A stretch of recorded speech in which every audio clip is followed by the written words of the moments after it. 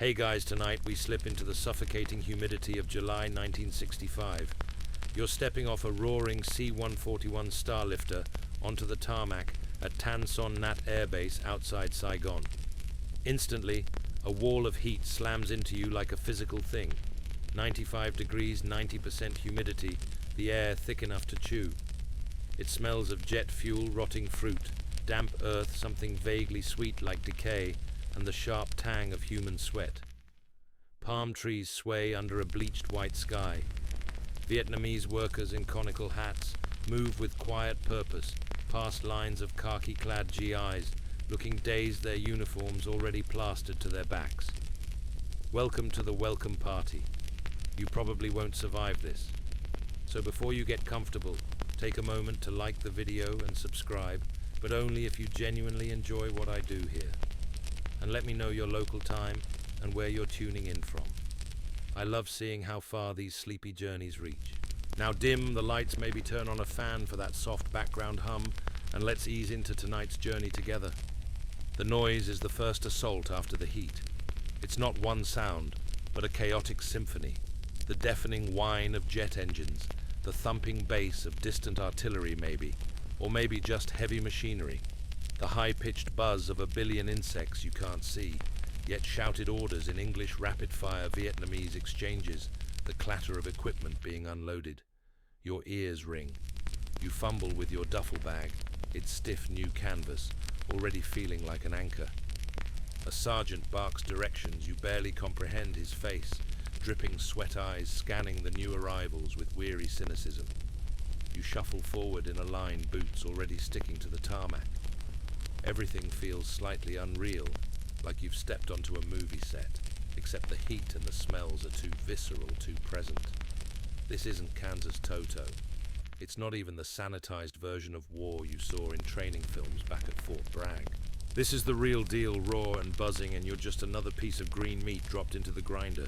You're herded towards a processing area, a sweltering tin shed offering zero relief. Paperwork is shoved at you, fingerprints taken, more shouting. You're issued a basic kit, a canteen, an entrenching tool you don't yet know will be your lifeline, and backbreaker a poncho that smells faintly of mildew even now. Someone slaps a thick pamphlet into your hand, survival tips for the combat soldier in Vietnam. You glance at the first page. Avoid standing water malaria mosquitoes. Beware of snakes, many venomous. Trust no one completely, VC infiltrators everywhere. Cheerful. You try to absorb it, but your brain feels sluggish, overwhelmed. The sheer alienness of it all presses down. The vegetation is too green, too dense, too alive. The buildings look flimsy, temporary. The people watching you pass, some curious, some indifferent, some with unreadable expressions, feel like they inhabit a different planet. You feel exposed, conspicuous in your crisp uniform. A wave of homesickness hits you sharp and sudden. That girl back home, the cool breeze off the lake, the taste of a cold beer. It feels like a lifetime ago, a dream already fading in this oppressive reality. You wouldn't last 5 minutes out there alone right now, bless your heart. You've arrived smack in the middle of Operation Rolling Thunder, President Johnson's massive sustained bombing campaign against North Vietnam that began in March 1965. While you're sweating on the tarmac, F-105 Thunder Chiefs and B-52 Stretto Fortresses are pounding targets hundreds of miles north, an effort to break the North's will and stop the flow of men and supplies down the Ho Chi Minh Trail. Spoiler alert. It won't work the way they hoped, and you're about to find out why on the ground. The sheer scale of the bombing is staggering. Eventually more tonnage dropped than in the entire Pacific theater of WO2. Forget fancy insect repellent.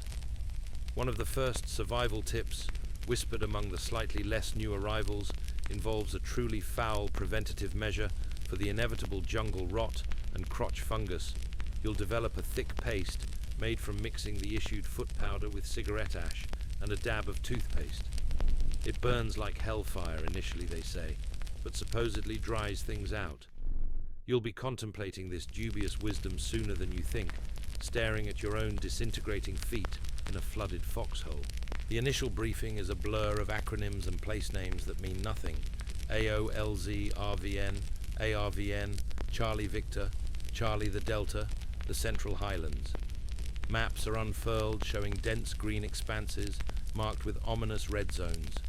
They talk about hearts and minds, about winning over the local population. But the look in the briefing officer's eyes, the tight set of his jaw, tells a different story. It's about staying alive. Watch for tripwires. Never walk in a straight line. Check your buddy's back for leeches. Drink your water even if it tastes like iodine. Boil everything. Assume every villager knows where the VC are. Assume every patch of quiet jungle hides eyes watching you. The weight settles deeper. This isn't an adventure. This is survival minute by minute in a place that seems actively hostile to your presence. The sun dips lower, painting the sky in violent oranges and purples, doing nothing to lessen the heat. The insects ramp up their chorus. Somewhere out there beyond the wire perimeter, you can just see being strung the real Vietnam weights, and it doesn't care if you survive your first night. Sleep tight. Yeah, right. That cot in the transient barracks feels like a rack on a sinking ship. The fan just stirs the hot air. The journey's only just begun, and you're already drowning. You thought the flight was uncomfortable. Try humping 80 pounds of rapidly decaying hope and bureaucracy through mud that feels like warm, wet cement. Your issue arrives a canvas mountain dumped at your feet by a corporal who looks like he hasn't slept since the Tet offensive happened last Tuesday. Your M16 rifle, sleek black smelling faintly of factory oil, feels alien and heavy in your hands. You sling it awkwardly. The steel pot helmet, the steel pot, instantly becomes a personal sauna for your scalp. The flak jacket, bulky with fiberglass plates, feels like wearing a soggy mattress. They call this your second skin. It feels more like a sarcophagus you haven't earned yet. You cinch the belt tighter, the weight settling onto your hips and shoulders. With a groan, you feel deep in your bones. Welcome to the world of perpetual burden. The march begins almost immediately. Not into combat, not yet, just to the staging area. A kilometer feels like 10 under this sun. Your pack straps dig into your collarbones. The helmet bobs its rim, catching sweat and channeling it down your neck in salty rivulets. Your brand new jungle boots, stiff and unyielding, rub blisters onto your heels and ankles with every step. The air you suck in is thick, humid, useless. You watch the guy in front of you. His uniform is already a map of sweat stains, dark green, spreading across his back like continents. His gear looks different, faded, scuffed, stained a darker, earthier green than your own crisp OD green. Mud clings to his boots like thick frosting. That's your future right there, marching 5 feet ahead. It looks heavy. It looks rotten. You shift the rifle again. Your shoulder aches. This is just the walk to the starting line. That M16 you're struggling to carry, it was supposed to be the wonder weapon. Lightweight, easy to maintain, firing a small, high-velocity round. Reality bites hard.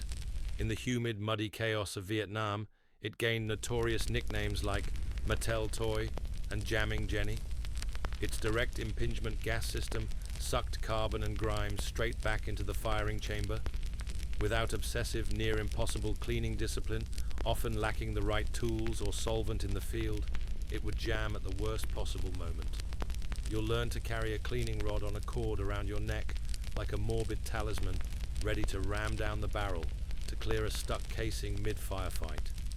Trust in technology, not out here. Speaking of jams, forget the rifle for a second. Your feet are the real crisis. Jungle rot isn't just a phrase, it's a living hell of peeling skin, oozing sores and unbearable itch. The unofficial remedy circulating like gospel. Forget the medic's fancy creams.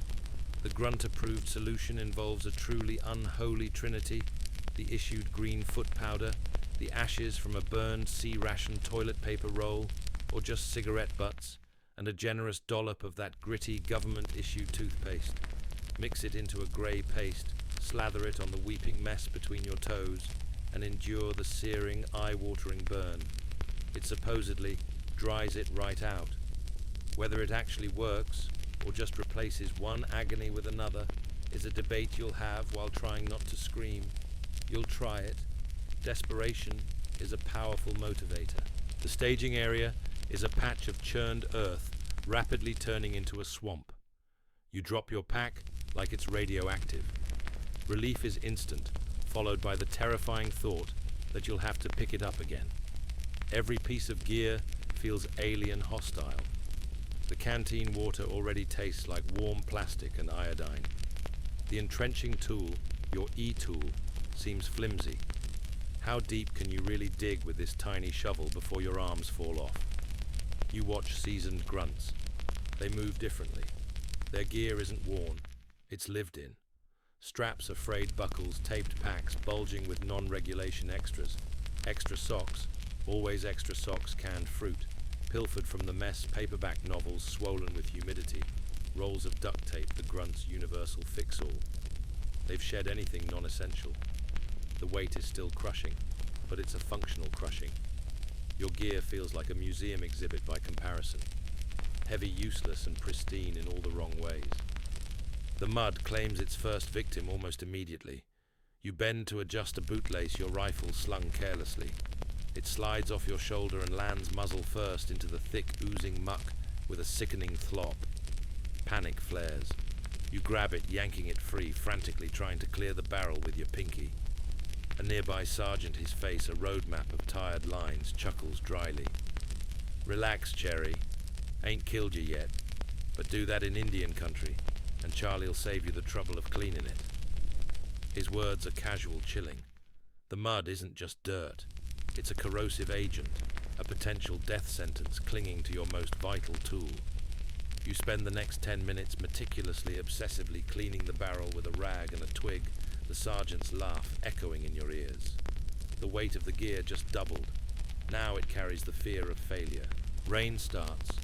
Not a gentle shower, but a tropical deluge that turns the world into a grey drumming curtain.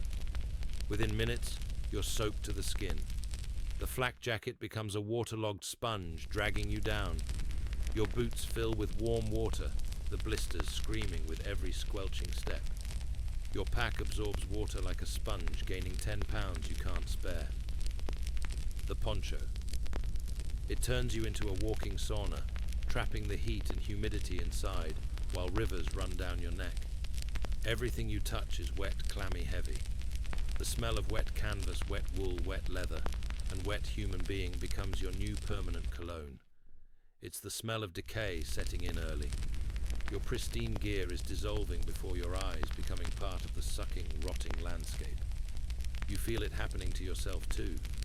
The rot starts on the outside, but it's working its way in. That pack isn't just carrying gear, it's carrying your slow transformation into something else, something heavier, something less alive. Time to pick it up again. Heave, squelch, repeat. The jungle doesn't announce itself. It simply swallows you whole. One moment you're at the edge of a scarred LZ, the roar of the departing Huey fading into the oppressive humidity. The next, the world shrinks to a claustrophobic green tunnel. The air, already thick, becomes soup, hot, wet, and utterly still. Sunlight filters down in fractured, dusty shafts, barely penetrating the triple canopy overhead. Vines thick as your arms snake down from giants draped in moss and strangler figs. Every surface glistens slick with moisture or sap, or something less identifiable. The ground under your waterlogged boots is a treacherous carpet of decaying leaves, hidden roots that grab at your ankles, and mud that sucks greedily. It's not just hot, it's alive, and it's watching. Your patrol moves in a ragged file, maybe 10 meters apart. Interval. The sergeant had growled like it was the 11th commandment. 10 meters feels like a mile. The guy in front vanishes around a giant buttress root draped in ferns. You hurry, heart hammering against your ribs, not from exertion yet, but from the sheer suffocating presence of the place. Every rustle in the undergrowth could be a rat-a-monkey or a VC scout. Every bird call sounds like a signal. Your eyes dart constantly, trying to pierce the green gloom, seeing movement everywhere, real and imagined. Your M16 slick with your own sweat, and the jungle's damp feels simultaneously too heavy and terrifyingly insubstantial. This isn't patrolling. It's trespassing in a place that resents your every breath. The weight of your gear is now compounded by the weight of your own fear, a cold stone in your gut. Remember that clean rifle, forget it. The barrel's already collecting a film of grime and spores. That oppressive, disorienting canopy you're trudging under. It wasn't just scenery. It was a major strategic advantage for the Viet Cong and NVA. The triple canopy jungle provided near-total concealment from aerial reconnaissance and bombing. Movement under its cover was incredibly difficult to detect, allowing enemy forces to move freely, establish hidden base camps like the famous Ku Chai complex, and launch devastating ambushes. US tactics relying on air power and technology often founded against this simple, ancient, reality-dense foliage. You're experiencing firsthand why finding Charlie felt like hunting ghosts. Forget bug spray. You quickly learn the Grunt's jungle compass bullet ants. These inch-long terrors nesting in hollow trees or under leaves pack a sting famously described as feeling like being shot, hence the name. Veterans swore by the bullet ant test. If you saw them moving high up the trees, supposedly safe for now, spot them descending or massing near the ground. It was whispered. They knew an ambush or mortar barrage was coming, reacting to subtle vibrations humans couldn't detect. Utter nonsense, probably, but when you see those shiny black bodies swarming lower, your finger gets real twitchy on the trigger. Logic be damned. Jungle logic trumps science every time. The physical assault is relentless. Leeches. Oh God, the leeches. You feel a faint tickle on your ankle during a brief halt. Pulling up your soaked fatigue pant leg reveals a slick black slug, already swollen with your blood clinging just above your rotting boot line. Revulsion makes you gag. You fumble for your Zippo, the trick shown by a laughing veteran back at base. Applying the flame makes the vile thing shrivel and drop off, leaving a tiny bloody hole that keeps weeping. You'll find more. In your boots, your waistband, even inside your socks. They leave itchy, infected marks that join the symphony of misery played by your blisters and jungle rot. And the bugs, clouds of mosquitoes, swarm any exposed skin, biting through thin fabric. Tiny, almost invisible gnats swarm your eyes, nose, and mouth. You breathe them, blink them, constantly swatting a futile dance that saps your focus and your sanity. Remember that foot powder ash toothpaste concoction? You start wondering if it works on leech bites too. Desperation breeds innovation, however dubious. Disorientation sets in faster than you'd believe. The jungle has no landmarks. One towering dipterocarp tree looks exactly like the next. The sun, when you glimpse it, is a hazy smear directly overhead, useless for direction. The trail you thought you were following vanishes overgrown in minutes. You rely entirely on the point man, a gaunt figure moving like a shadow ahead, and the compass clipped to the veteran's flak jacket in front of you. Your sense of time warps. Minutes feel like hours. Hours blur into a single exhausting smear of green and brown and fear. Was that vine there before? Did that bird call twice or 3 times? Is the guy behind you still there? You glance back. He's there, face pale under camo paint eyes, wide mirrors of your own terror. You offer a weak nod, a silent pact against the swallowing green. It feels flimsy, then movement. Not imagined. Ahead and slightly left. A flicker of dark green against darker green. Your breath catches. The file freezes. No order is spoken. It's instinctive. Every muscle tenses. Your rifle comes up slick in your sweating hands. You stare into the wall of vegetation, heart pounding so loud, you're sure it echoes. Seconds stretch. Was it an animal? A trick of the light? A scout? The point man raises a clenched fist. Halt. He crouches slowly, silently peering into the gloom. You mimic him, the mud soaking into your knees, the weight of your pack, threatening to topple you forward. The jungle presses in, suddenly silent. The insects stop. The birds stop.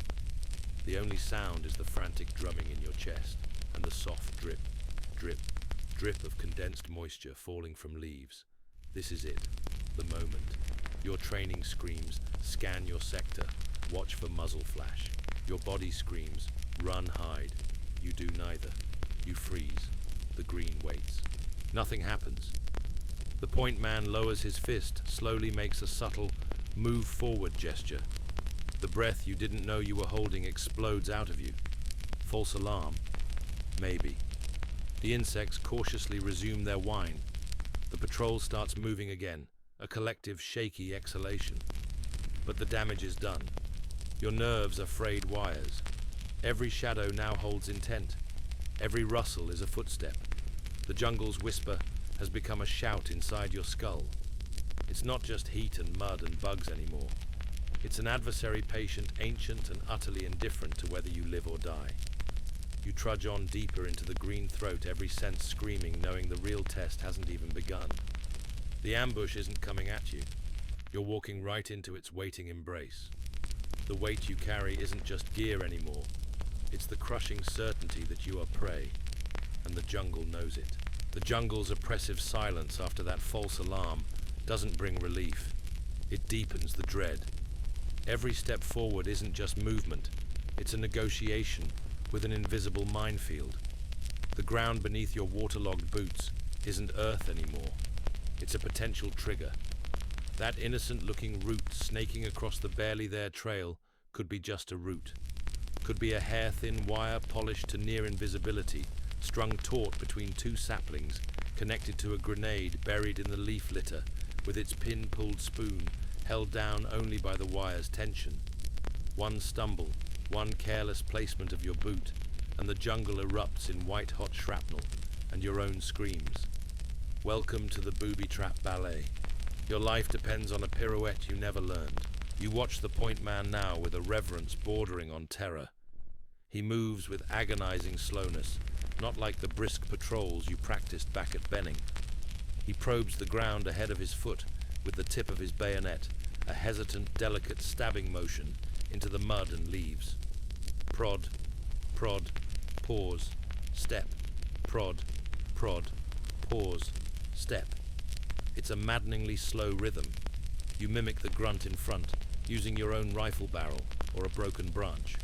The metal tip sinks into soft earth. Is that resistance a rock? A buried sea ration compact with nails and plastic explosive? Your knuckles are white on the rifle stock, sweat stinging your eyes. You're not scanning the tree line for snipers anymore. You're staring at the mud 6 inches in front of your boot, your entire world reduced to the next potential explosion. The weight of your pack is forgotten, replaced by the crushing weight of hyper-awareness. Every muscle is taut, ready to flinch to dive, but dive where the green wall on either side might hold more surprises. It's a dance on broken glass, blindfolded. The Viet Cong's use of booby traps wasn't just tactical, it was strategic psychological warfare. Estimates suggest traps caused up to 11% of US casualties and a staggering 16% of wounds in certain periods. They were cheap, easy to make from scavenged materials, dud US bombs, bamboo captured explosives, required minimal manpower to emplace, and inflicted disproportionate fear. A single trap could halt an entire platoon for hours, draining morale, exhausting soldiers mentally and physically before a single shot was fired. The constant threat forced you to move slow, making you vulnerable. It turned the very ground you walked on into the enemy. Forget firefights. The dirt was trying to kill you. Forget fancy mine detectors. Grunts developed their own terrifyingly low-tech countermeasures. Beyond the point man poke, superstition ran rampant. Some swore by water witching, using 2 bent pieces of copper wire held loosely in each hand, which would supposedly cross or uncross when passing over buried metal. Utter pseudoscience, but in the absence of reliable tech, the bulky, unreliable ANPSS-11 mine detectors were often left behind on long patrols. Men clung to anything. Others developed an almost supernatural sensitivity to subtle ground disturbances.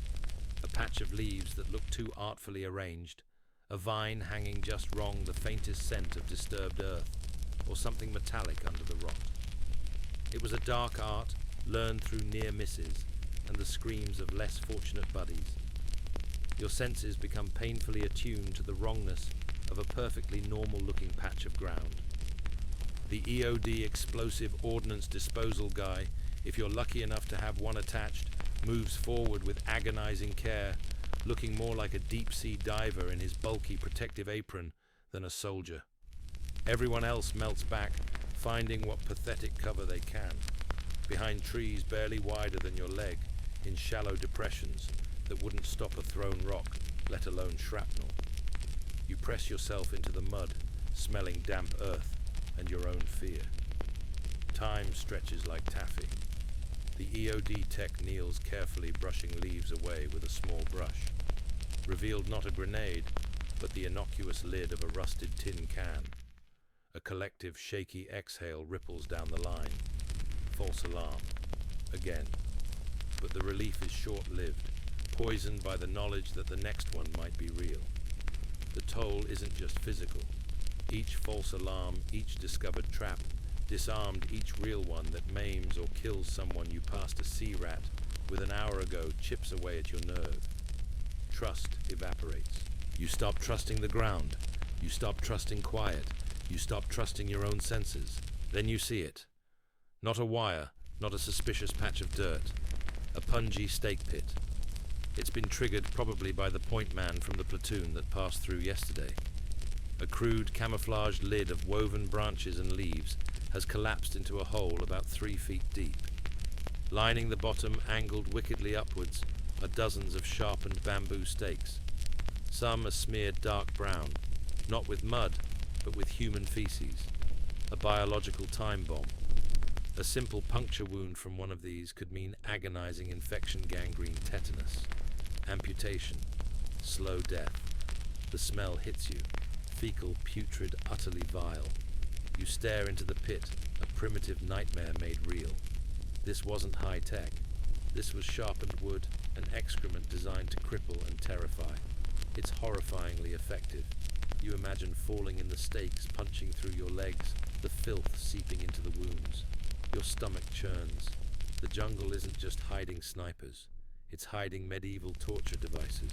The fear evolves. It's no longer just the sudden blast. It's the slow rot, the creeping poison, the loss of a limb from a wound that looks minor. It's the knowledge that death isn't always instant. Sometimes it's a long, degrading slide into sepsis in a field hospital. You move even slower now. The point man prods with near paralysis. Every vine brushing your leg makes you jump. Every dip in the ground feels like a potential pit. The weight you carry isn't just gear or fear anymore. It's the crushing certainty that the environment itself is hostile, weaponized against you. The air is poison mosquitoes. The water is poison dysentery. The ground is poison traps. The plants conceal poison snakes. Even the silence is poison ambush. You are trespassing in a land that wants you dead in 100 small, vicious ways, long before a bullet ever finds you. The booby trap ballet never ends. You just keep dancing, hoping your next step isn't your last, while the jungle watches patient and pitiless. The only applause is the distant thump of artillery, or the sudden sickening crump of a trap detonating somewhere else, a grim reminder that your dance card is always full. The jungle's constant dampness was merely a preview. The monsoon arrives not with a whisper, but a world-ending roar. One moment the air hangs thick and still pressing down like a sodden blanket, the only sound the drone of insects and your own labored breathing. The next, the sky cracks open.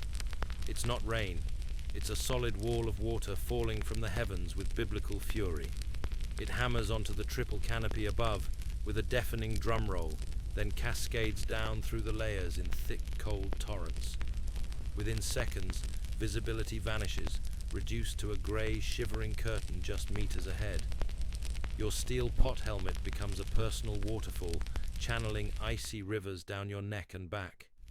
Your poncho, that flimsy sheet of government-issue hope, is instantly overwhelmed. Water finds every seam, every gap flooding down your collar, up your sleeves, soaking your fatigues beneath in seconds. You're not just wet, you're drowned standing up. The temperature plummets, a shocking contrast to the previous suffocating heat. You shiver violently, teeth chattering, while simultaneously sweating under the non-breathable plastic shroud. The booby trap ballet becomes a nightmare waltz on a skating rink. Mud turns into liquid slurry, sucking at your boots with every step, threatening to pull them clean off.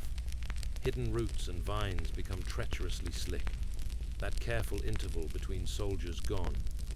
You huddle closer, not for safety, but because losing sight of the man in front means being utterly terrifyingly alone in the grey chaos. The weight of your soaked gear doubles yet again. Every step is a battle against the sucking earth and the relentless deluge. This isn't weather, it's a siege. The monsoons weren't just miserable, they dictated the very tempo of the war.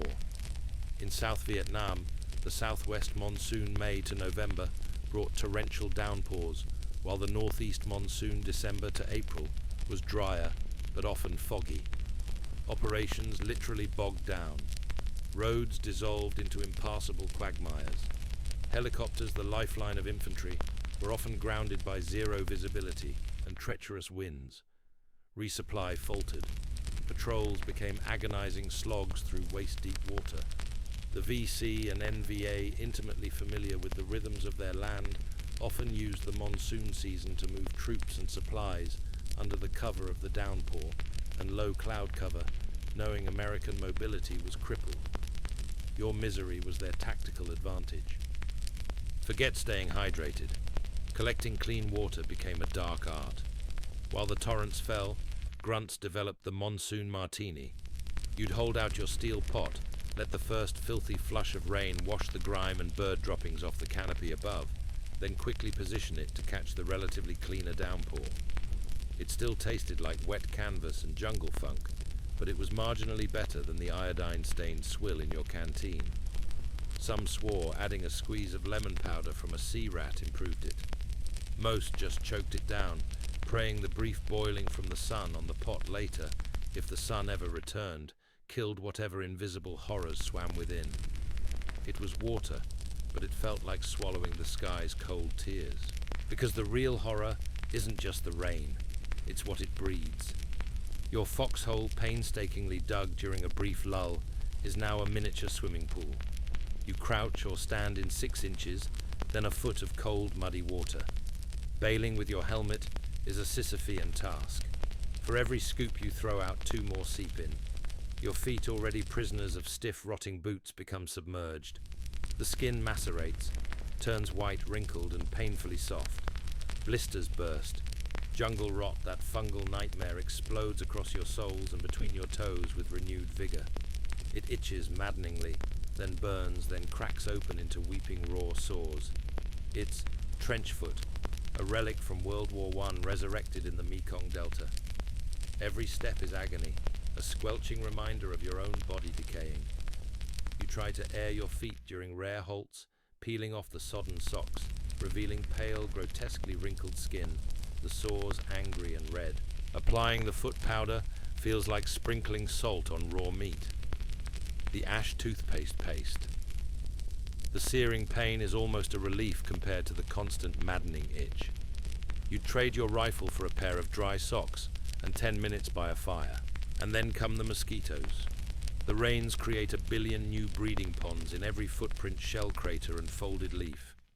At dusk, as the downpour finally slackens to a miserable drizzle, they rise. Not in ones or twos, but in thick, humming clouds. They descend with a vengeance, biting through your thin, wet fatigues, swarming your face, neck and hands. Repellent sweated or washed off hours ago. Your attempts to swat them are futile, exhausting. The air fills with the high-pitched whine and the constant slap, slap, slap of hands against skin. You cinch your poncho hood tighter, bury your hands in your sleeves, but they find a way. The bites swell into itchy welts. Malaria isn't an abstract threat anymore. It's the phantom ache in your joints, the chill that isn't just from the rain, the dread every time you feel a little too warm. You pop your daily chloroquine pill if the resupply got through, tasting its bitter chalkiness, hoping it works, knowing the stories of resistant strains. The mosquitoes are the true relentless enemy, a low-tech, billion-strong air force waging a war of attrition you cannot win. The misery is total. You're cold, wet, itchy, aching, and perpetually exhausted. Sleep in the flooded hole is impossible. You lean against the muddy wall, poncho pulled tight, shivering, listening to the incessant drip, drip, drip, the whine of mosquitoes, and the gurgle of water slowly filling your personal hell. The smell is overpowering. Wet earth, rotting vegetation, mildewed canvas, the coppery tang of your own foot rot, and the cloying sweetness of stagnant water. Your mind drifts. Home feels like a hallucination. Dry sheets, warmth, quiet. The memory is painful, almost cruel. Here the only constants are water-cold itching, and the gnawing fear that the next rustle in the downpour isn't just the wind. The monsoon doesn't just soak you, it seeps into your bones, your spirit. It erodes you, like the rain erodes the red earth, washing away resolve, leaving only a hollowed-out husk shivering in the dark. The promised adventure has become an endless, cold, wet purgatory. And the forecast? More rain. Always more rain. The weight you carry now is the crushing certainty that nature itself is the most brutal, inescapable enemy of all. The dance continues, but the music is the drumming rain, and your stage is a swamp. The gnawing in your gut isn't fear this time, it's hunger. Real, sharp, clawing hunger, amplified by exhaustion and the constant wet chill that seeped into your marrow. The monsoon's fury has subsided to a persistent, miserable drizzle, but the damage is done. Your stomach feels like a hollowed-out gourd, echoing with emptiness. Patrol halts for a break. Not rest, just a chance to slump against a rotting tree trunk boots, sinking into the mud while you fumble with cold, stiff fingers at the canvas pouch on your belt. The sea ration. Hope wrapped in olive drab and sealed with bureaucratic indifference. You pry open the tin, the familiar click hiss sounding depressingly mundane. Inside, the promise of sustenance. The reality, despair on a fork. It's ham and lima beans. Ham and mother furs, the vets call it, with a bitterness that transcends mere dislike. The sight alone is off-putting, a congealed mass of greyish-pink cubes swimming in a viscous, pale green sludge.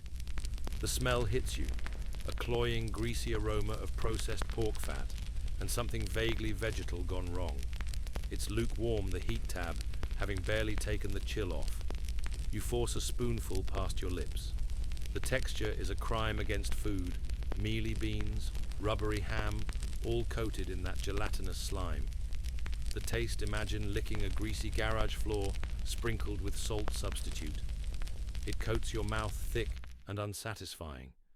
You chew mechanically, forcing it down your stomach, initially clenching in protest, before the primal need for calories overrides disgust. It's not food, it's punishment, disguised as nourishment. The chocolate disc, hard as a rock, and tasting faintly of wax, offers fleeting, gritty solace. The crackers, already reduced to damp crumbs in their cellophane tasting of cardboard and despair.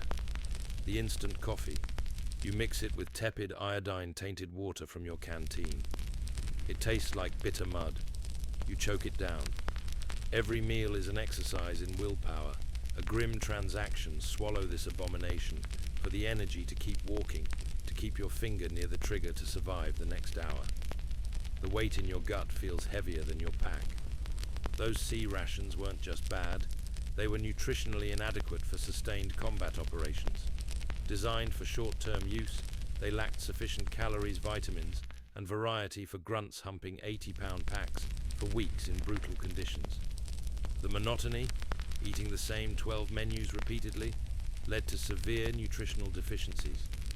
Cases of phantom patrol syndrome were reported, soldiers suffering dizziness, hallucinations, and extreme fatigue, partly attributed to malnutrition, not just combat stress or disease. Your body was literally starving while you forced down calories. The ham and lemurs became the ultimate symbol of institutional indifference to the soldiers' basic needs. Forget Michelin stars. Grunt cuisine involved desperate innovation. The John Wayne was legendary, a mythical sea ration component rumored to be a perfect hearty meal, usually described as steak and potatoes, supposedly only found in rare cases shipped early in the war. Finding one was considered a near-miraculous event spoken of in hushed, reverent tones. More common was the rat fuck, meticulously trading undesirable components, lima beans anyone with buddies to assemble one marginally less revolting meal. Others resorted to sea rat alchemy, melting cheese spread and cocoa powder together over a heat tab for a vaguely chocolatey goo, or crushing crackers into cold beef stew to thicken it into a paste. It wasn't gourmet, it was survival gastronomy. You'd trade your last cigarette for a can of peaches in heavy syrup. The transaction, however, comes with hidden fees. A few hours later, as you're pushing through a particularly dense thicket of bamboo, a low rumble starts deep in your abdomen. Not hunger. Something worse. A familiar icy dread washes over you. The cramps hit suddenly viciously, a twisting stabbing pain that doubles you over. Cold sweat beads instantly on your forehead despite the humid air. Your bowels feel like they're liquefying. Dysentery. The Ho Chi Minh's revenge. Saigon Slims. The GI Gallop. It's here. That lukewarm ham and lemurs, or the questionable water, or the flies that swarmed your food tin during the 5 seconds you opened it, have delivered their payload. The jungle, already a gauntlet of physical and psychological threats, now becomes a desperate search for privacy that doesn't exist. You frantically signal the guy in front, your face, pale eyes wide with panic and humiliation. Gotta go, man. Now. He grimaces, nods understanding instantly. The patrol halts again, men melting into the foliage on either side of the trail, giving you a pathetic semblance of cover. Privacy. You're lucky if you get behind a tree trunk wider than your leg. You fumble with your belt buckle fingers, shaking the cramps, intensifying waves of nausea washing over you. Dropping your trousers, you squat in the mud thorns, snagging your fatigue's mosquitoes immediately descending on your exposed skin. The experience is swift, violent, and utterly degrading. The stench is overwhelming. Your body rebels, emptying itself in painful spasms. You feel weak, drained, humiliated. Wiping is a luxury you don't have. Maybe a large leaf if you're lucky, often just dirt. Pulling your filthy trousers back up over mud-smeared legs is the final insult. You stumble back to the trail, avoiding eye contact, your face burning with shame, even as another cramp threatens. The weight of your gear feels unbearable now. You are weak, sick, vulnerable, and it doesn't end. Dysentery isn't a one-time event, it's a relentless cycle. The cramps return with brutal predictability every few hours. You become a liability. The patrol has to stop constantly for you. The sideways glances from the veterans aren't sympathetic. They're annoyed. You're slowing them down, putting everyone at greater risk. Every rustle in the jungle while you're crouched helplessly feels like a VC sighting you. The fear of being caught literally with your pants down, unable to fight, is paralyzing. You choke down salt tablets to replace lost electrolytes, but they taste like despair. You force yourself to drink the foul water, knowing dehydration will kill you faster than Charlie, but every sip feels like inviting the next round of agony. Your body is consuming itself. Your energy plummets. Your rifle feels impossibly heavy. Your focus shatters. The world narrows to the next cramp, the next patch of marginally concealed ground. The grand struggle for geopolitical dominance. It's reduced to the desperate primal battle for control of your own bowels in a sea of mud and unseen enemies. The rations aren't failing to nourish. They're actively poisoning you, stripping away your strength and dignity, turning you into a shivering, stinking, weakened shadow of a soldier. The jungle doesn't just want to kill you. It wants to degrade you first. And right now, it's winning. The only thing heavier than your pack is the crushing humiliation and the terrifying knowledge that when the next firefight comes, you might be too busy clutching your guts to lift your rifle. The dysentery is a lead weight in your gut, a constant humiliating tremor in your legs. You're shuffling, not walking head down, scanning the mud 6 feet ahead for tripwires, and for the next marginally concealed spot, you might need to dive behind. Your rifle feels like it's carved from stone.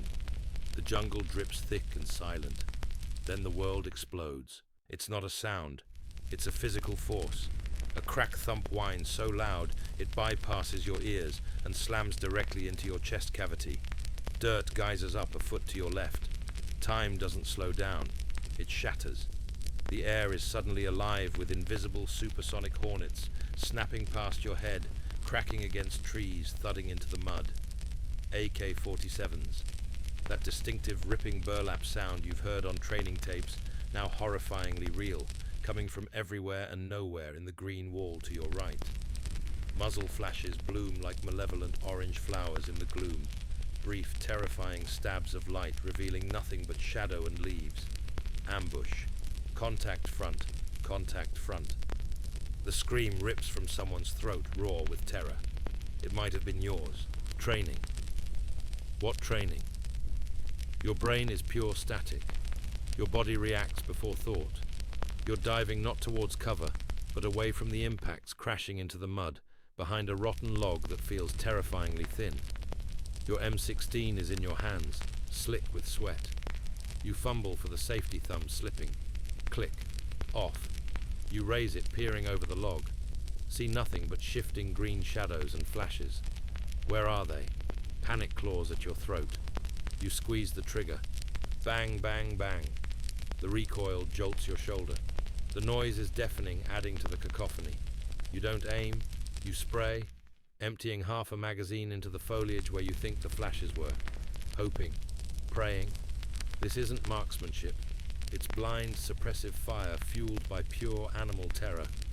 The John Wayne fantasy is dead. You're just a scared kid pissing bullets into the green void, hoping one hits something before something hits you. That terrifying volume of fire hitting you. It embodies the VC NVA tactic of grab them by the belt.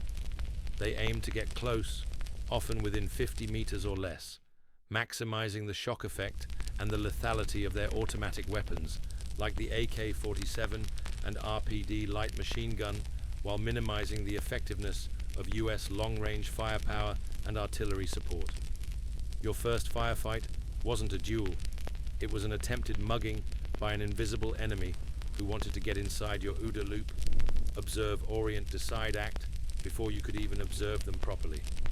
Survival often depended on sheer brutal volume of return fire, not precision. Forget clear commands. In the deafening roar amidst the Vietnamese shouts, you swear you hear English. Cease fire, medic. It sounds like one of your buddies.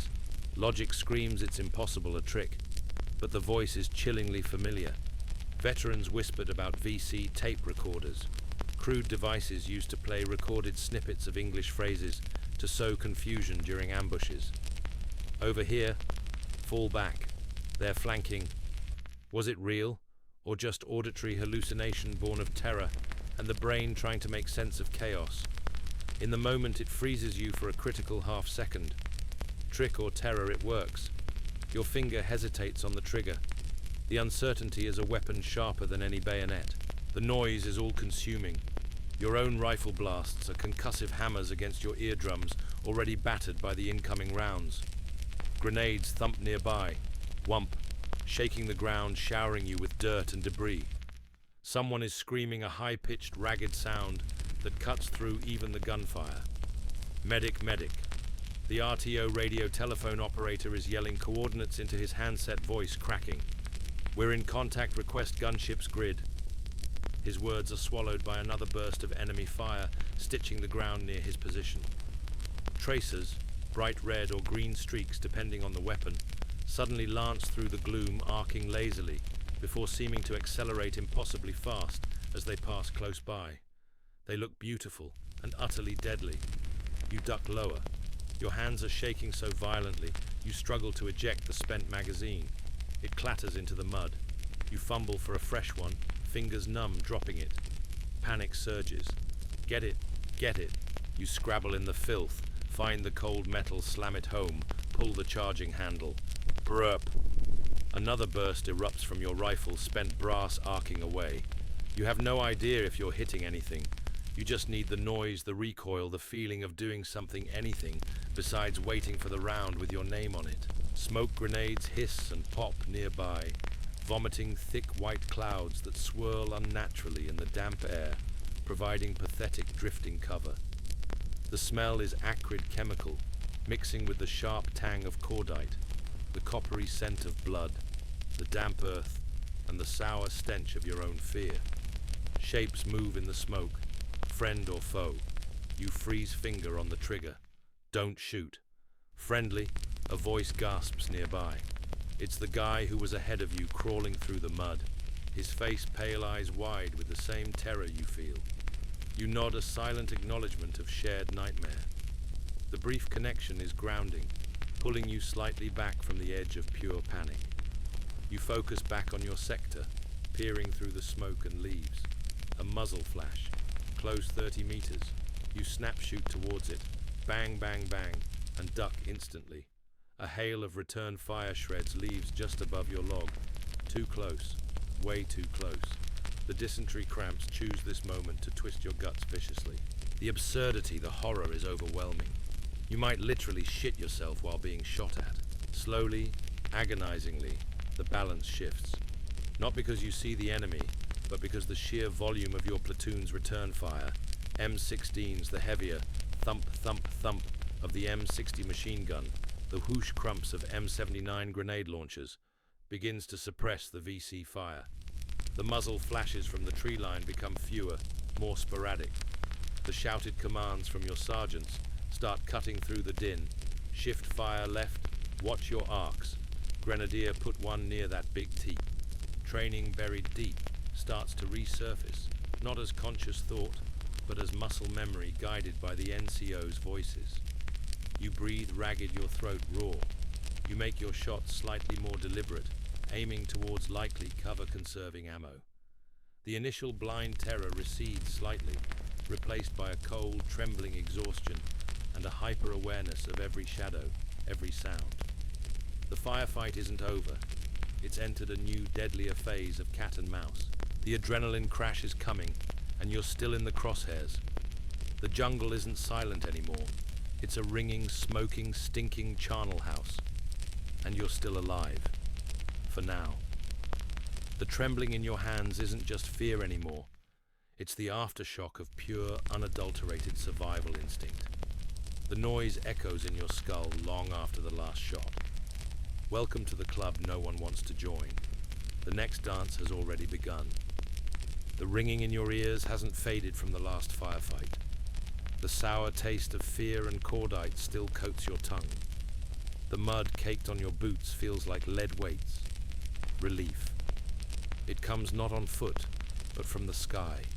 A growing whoop, whoop, whoop that vibrates the humid air before you see it. A Huey. Slick. Your ticket out of this green hell, or into a worse one. You scramble towards the makeshift LZ landing zone, a small clearing hacked from the jungle, feeling exposed, vulnerable. The downdraft hits like a physical blow as the bird descends a hurricane of rotor wash, flattening grass, blasting dirt leaves and debris into a stinging cloud. You squint, shielding your eyes, the noise becoming a deafening roar that drowns out everything. Your thoughts, your fears, the lingering echoes of gunfire. This isn't a rescue. It's Russian roulette with rotors. You clamber aboard boots, slipping on the slick aluminum deck. The crew chief face grim behind his visor, gestures violently towards the canvas seats lining the sides. You collapse onto the hard bench, crammed shoulder to shoulder, with other grunts' faces, etched with exhaustion, and the 1,000-yard stare. The floor vibrates violently beneath your boots. The air reeks of aviation fuel, hot metal ozone, and the collective funk of terrified, sweat-soaked men. The engine scream penetrates your bones. The door gunner, a kid barely older than you, scans the tree line with his M60, his posture rigid alert. His presence is supposed to be reassuring. It isn't. You see the thin skin of the Huey, just sheets of aluminum and plexiglass separating you from the ground, rushing away below, and the sky waiting to fill with lead. It feels like sitting in a beer can, suspended under a giant angry food processor. The pilot yanks the cyclic stick. The nose dips. The engine howls. Your stomach lurches as the bird claws for altitude, the jungle canopy shrinking rapidly below. You're airborne, exposed, a slow-moving target painted olive drab against the vast, indifferent sky. The weight isn't on your back now. It's the terrifying lightness of being utterly dependent on luck mechanics and a pilot you've never met. That Huey you're trusting your life to was the workhorse of the Vietnam War, revolutionizing troop mobility. But its success came at a horrific cost. Its slow approach and departure speeds, especially during landings and takeoffs in confined LZs, made it incredibly vulnerable to ground fire. Small arms machine guns, and especially RPGs, rocket-propelled grenades.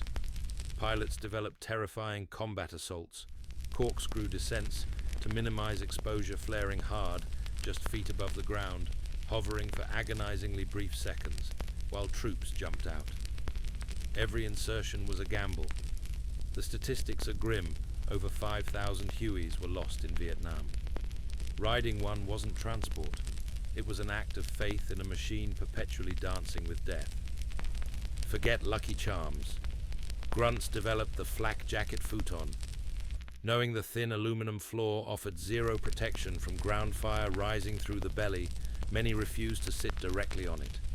Instead, they'd pull their flak jackets off and sit on them, trying to add a few precious layers of ballistic nylon between their vital organs and bullets coming up from below.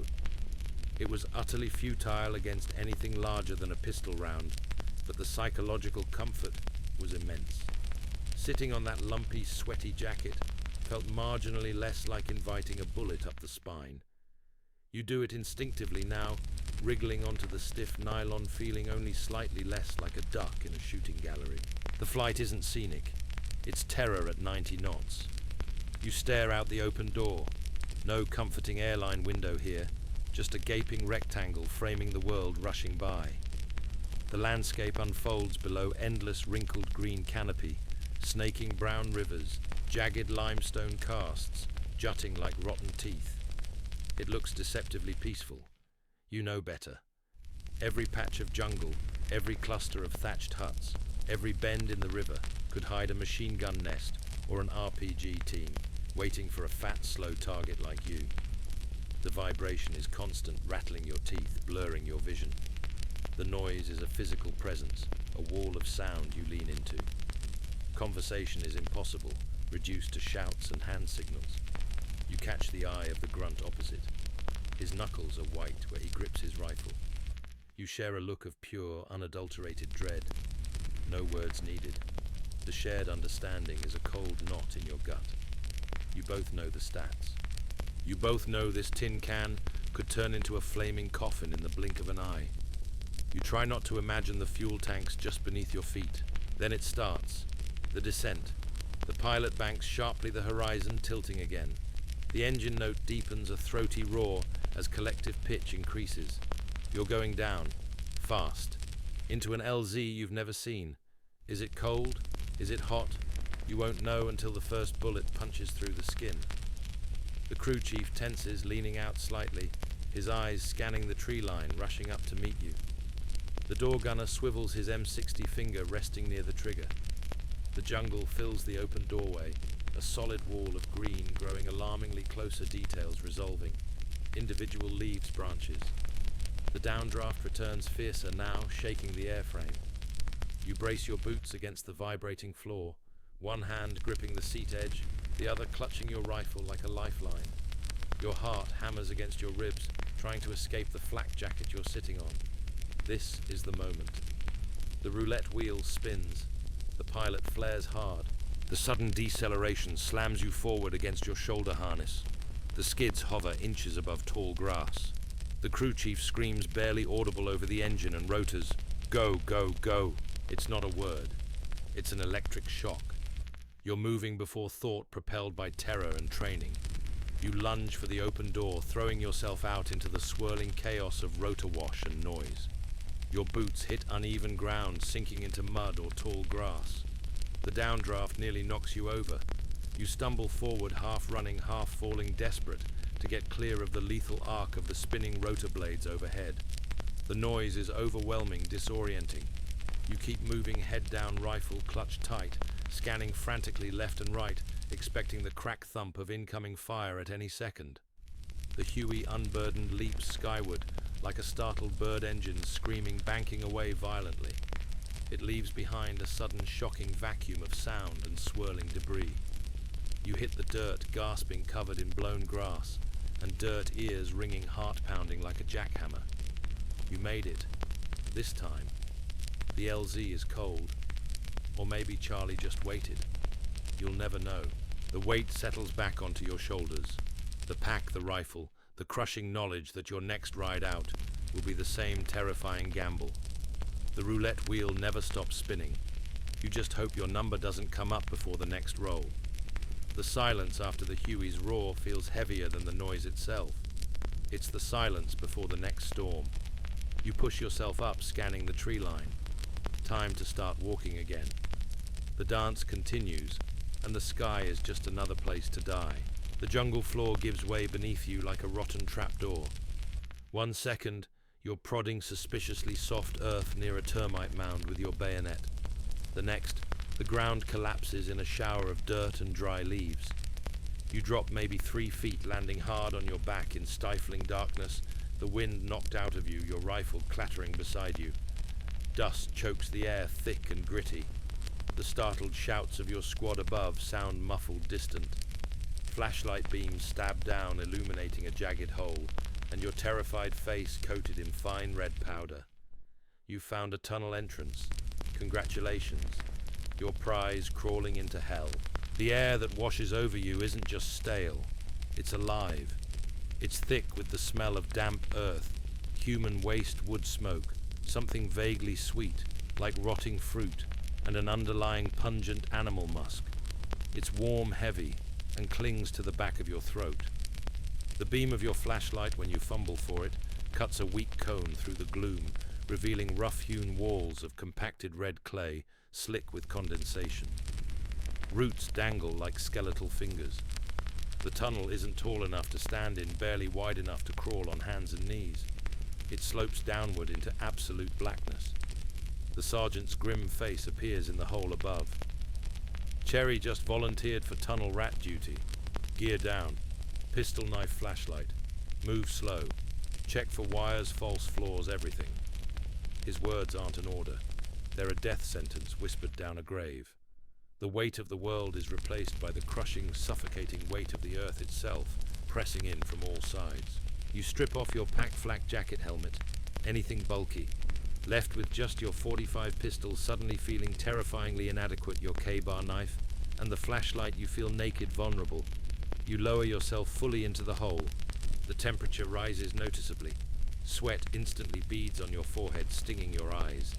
The air is thick, hard to breathe. You click on the flashlight, its beam trembling slightly in your shaking hand.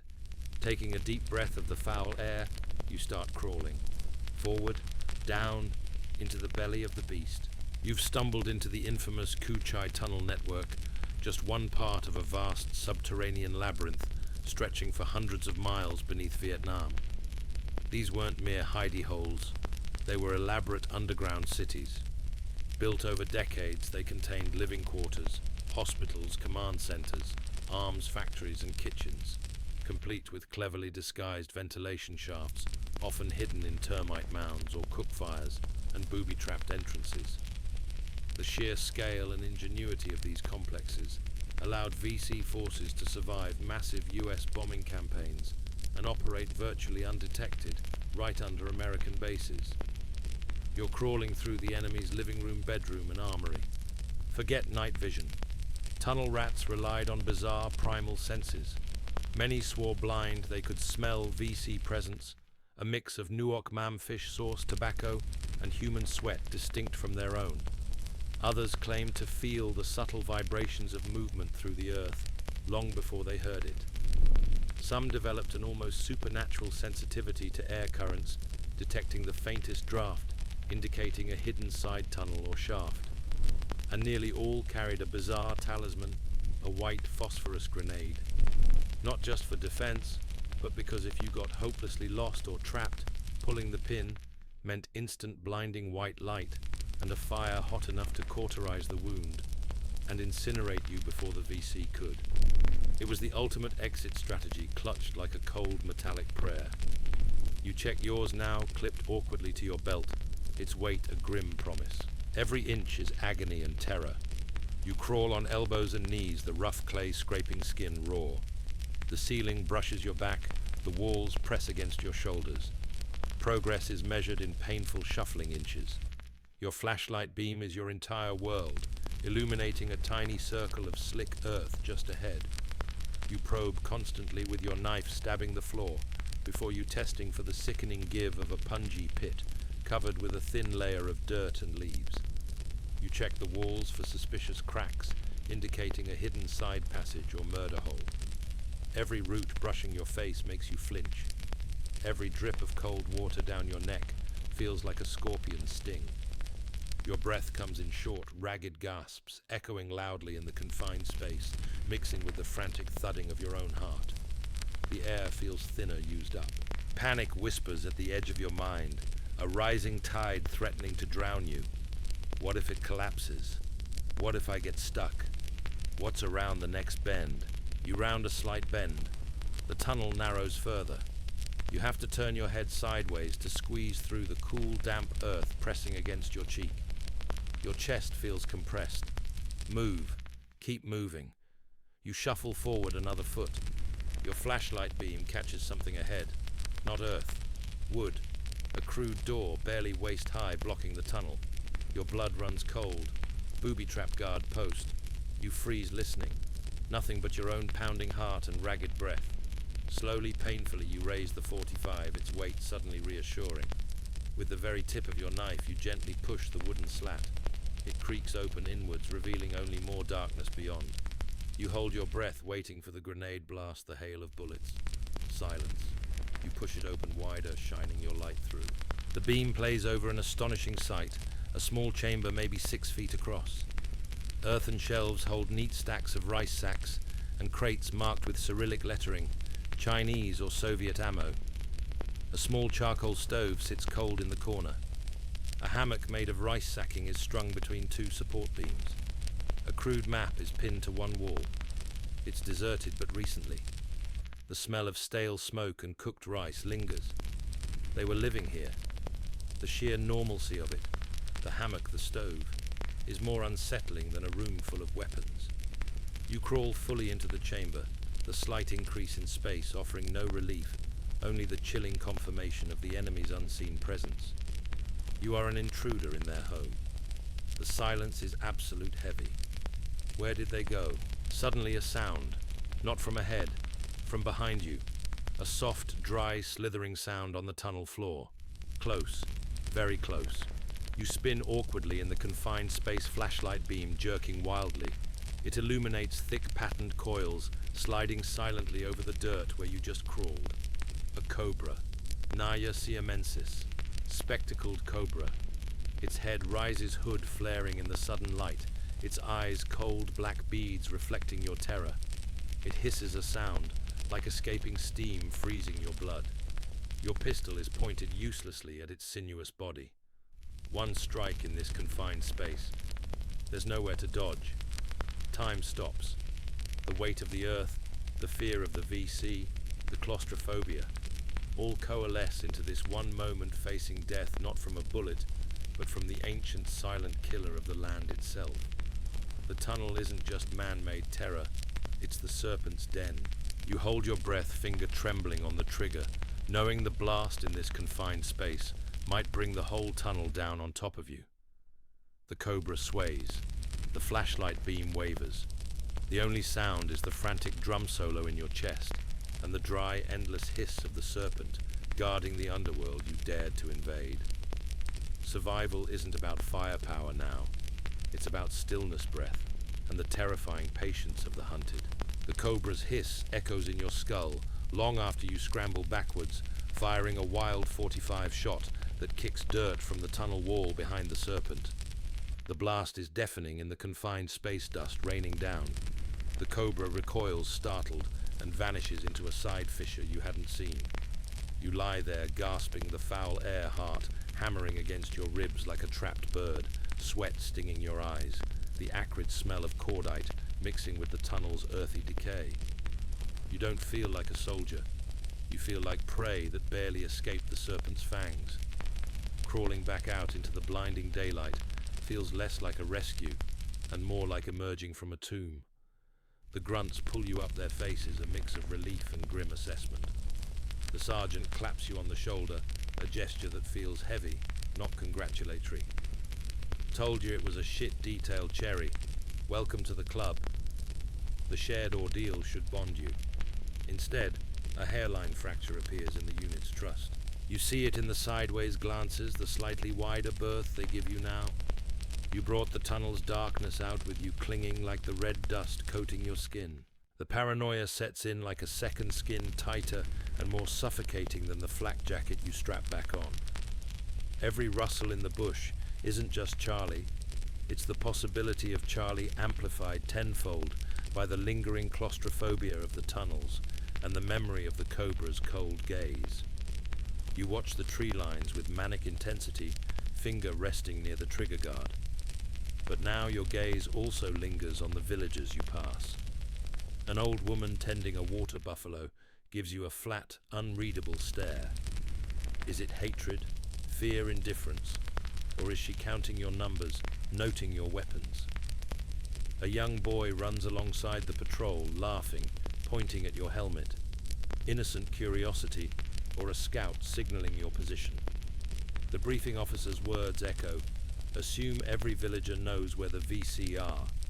It curdles into a darker thought. Assume every villager is VC or supports them. The line between civilian and combatant blurs into a terrifying grey zone. Your grip on your rifle tightens. Offering candy feels like a naive relic from a different war. Offering trust feels like suicide. That gnawing distrust wasn't just battlefield paranoia. It was fueled by the brutal reality of the Viet Cong infrastructure deeply embedded within South Vietnamese villages. The VC relied on local support for food intelligence sanctuary and recruits. Distinguishing a peaceful farmer from a part-time guerrilla or a sympathetic grandmother from an intelligence gatherer was often impossible. This ambiguity created a corrosive atmosphere of suspicion that poisoned relations between US troops and the very population they were supposedly there to protect.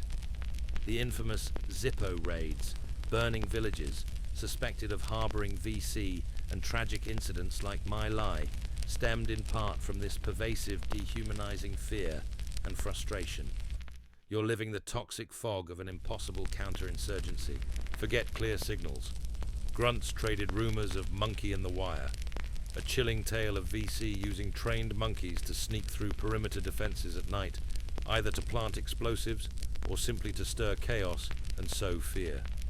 Was it true? Probably not. But on long, tense nights, guarding a fire-base perimeter, every rustle in the barbed wire, every chittering shadow in the trees, became a potential simian saboteur. It spoke volumes about the level of distrust. If you couldn't trust the monkeys, who could you trust?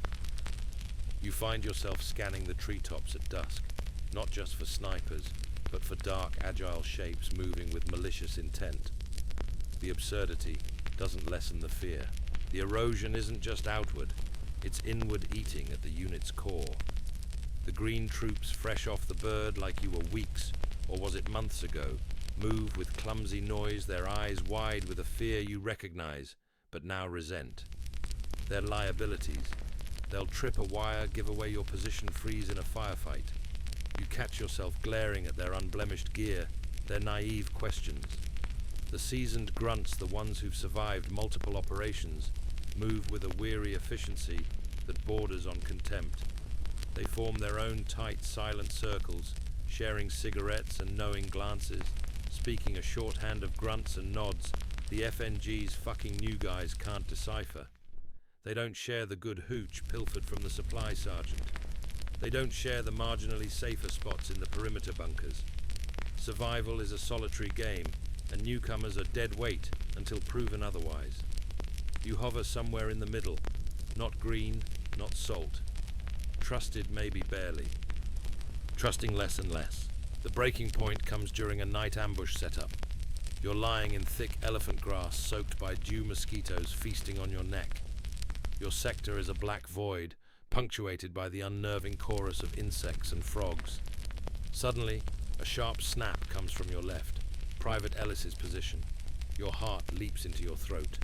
Did he step on a twig? Trip a wire? Is Charlie flanking you? Strain to see finger tightening on the trigger. A low, terrified whisper cuts the night. Says, sorry, my canteen. Ellis fumbled in the dark. Relief is instantly drowned by white-hot rage. The sergeant's hissed rebuke is venomous. Ellis could have gotten you all killed. The fragile trust already strained snaps. Later, back at the temporary night position, Ellis tries to apologize. You turn your back, feigning sleep. So do the others. He's marked. An outsider. A danger. The unit isn't a band of brothers anymore. It's a collection of isolated, wary survivors, bound only by shared fear and the thin hope that the guy next to you won't do something catastrophically stupid before dawn. The camaraderie you imagined the band of brothers feels like a cruel joke sold by recruiters. The real bond is mutual silent suspicion. You watch the shadows rifle close back against the berm, scanning not just the tree line, but the silhouettes of your own squad mates. The enemy isn't just in the trees. The enemy is the doubt gnawing at your gut, the fear in Ellis's eyes, the veteran's cold stare. The crushing weight isn't your pack. It's the terrifying loneliness of knowing you can truly rely on no one but yourself. The jungle whispers threats, but the silence between men screams betrayal. Who watches your back when you can't trust the man beside you? The answer, chillingly, might be no one. The erosion is complete. You're alone in a crowded war. The next firefight won't just test your aim, it will test your faith in the shadowy figures firing beside you. The doubt is a heavier burden than any rucksack, and it drags you deeper into the quicksand every day. Who is Charlie? Sometimes you wonder if he's the one wearing the same uniform sharing your foxhole, his eyes reflecting the same hollow mistrust you feel staring back at you in your canteen cup. The line between us and them blurs until only the trigger finger knows the difference. The sleepless nights bleed together like the endless monsoon rains. It starts subtly. The ringing in your ears from the last firefight never quite fades, a constant high-pitched whine underlying the jungle's drone. Then come the tremors, a fine vibration in your hands that makes lighting a cigarette an Olympic event, a nervous tick in your cheek you can't control. Your thoughts feel sticky, like wading through waist-deep mud. Simple tasks, cleaning your rifle, checking your ammo, even lacing your rotting boots, require monumental concentration. The world seems muffled, distant, viewed through a thick pane of dirty glass. The crushing exhaustion isn't just physical anymore. It's seeped into your bones, your brain, leaving a hollowed-out weariness that no amount of fitful, nightmare-riddled sleep can touch. The mental quicksand is claiming you inch by slow, terrifying inch. The dreams are the worst. Not dreams, visitations. Hyper-real replays, the muzzle flash blooming in the green gloom, the wet thud of a round finding flesh, the raw animal scream of the kid who caught the punji stake his eyes wide with incomprehension as they loaded him onto the dust-off. You jerk awake, gasping, drenched in cold sweat, the mosquito net clinging like a shroud, convinced the VC are crawling through the wire right now. The perimeter guard shifts become exercises in hallucination. Stumps morph into crouching figures. The rhythmic thumping of a distant generator becomes the footfalls of an approaching battalion. Shadows writhe and twist with malicious intent. You blink, shake your head, violently rub your gritty eyes. The phantom shapes resolve back into trees and darkness, but the residue of fear lingers thick and sour. Is it paranoia, or are your senses finally attuned to the real threats lurking just beyond perception? The line blurs until you can't tell reality from the horror show playing behind your eyelids. The weight pressing down isn't your pack.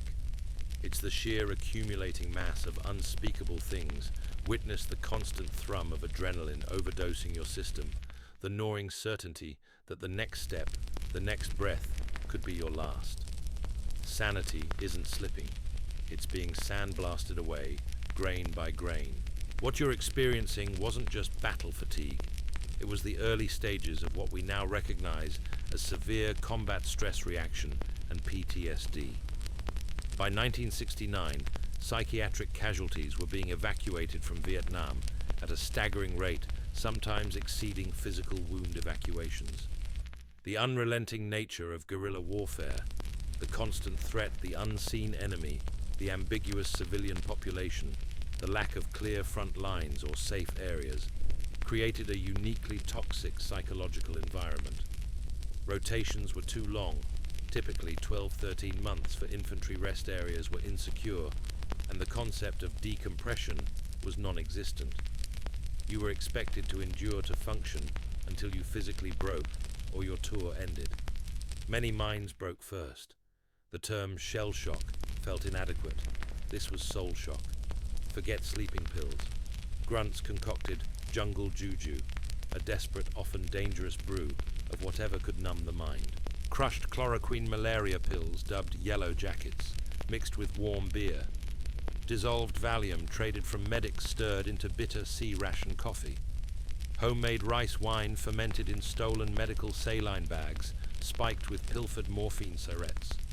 Some even smoked dried banana peels, or crushed aspirin chasing any chemical escape from the relentless anxiety.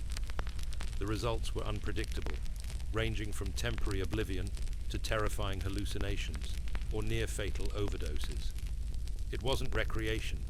It was chemical trench warfare against your own unraveling nerves. You eye your canteen, wondering if a double dose of salt tablets would just make you puke or finally knock you out. The military chain of command adequately understood or responded to the tidal wave of psychological casualties flooding the medical system. Was the stigma surrounding breaking down so strong that commanders ignored warning signs pushing men beyond their breaking point until they became a danger to themselves or others?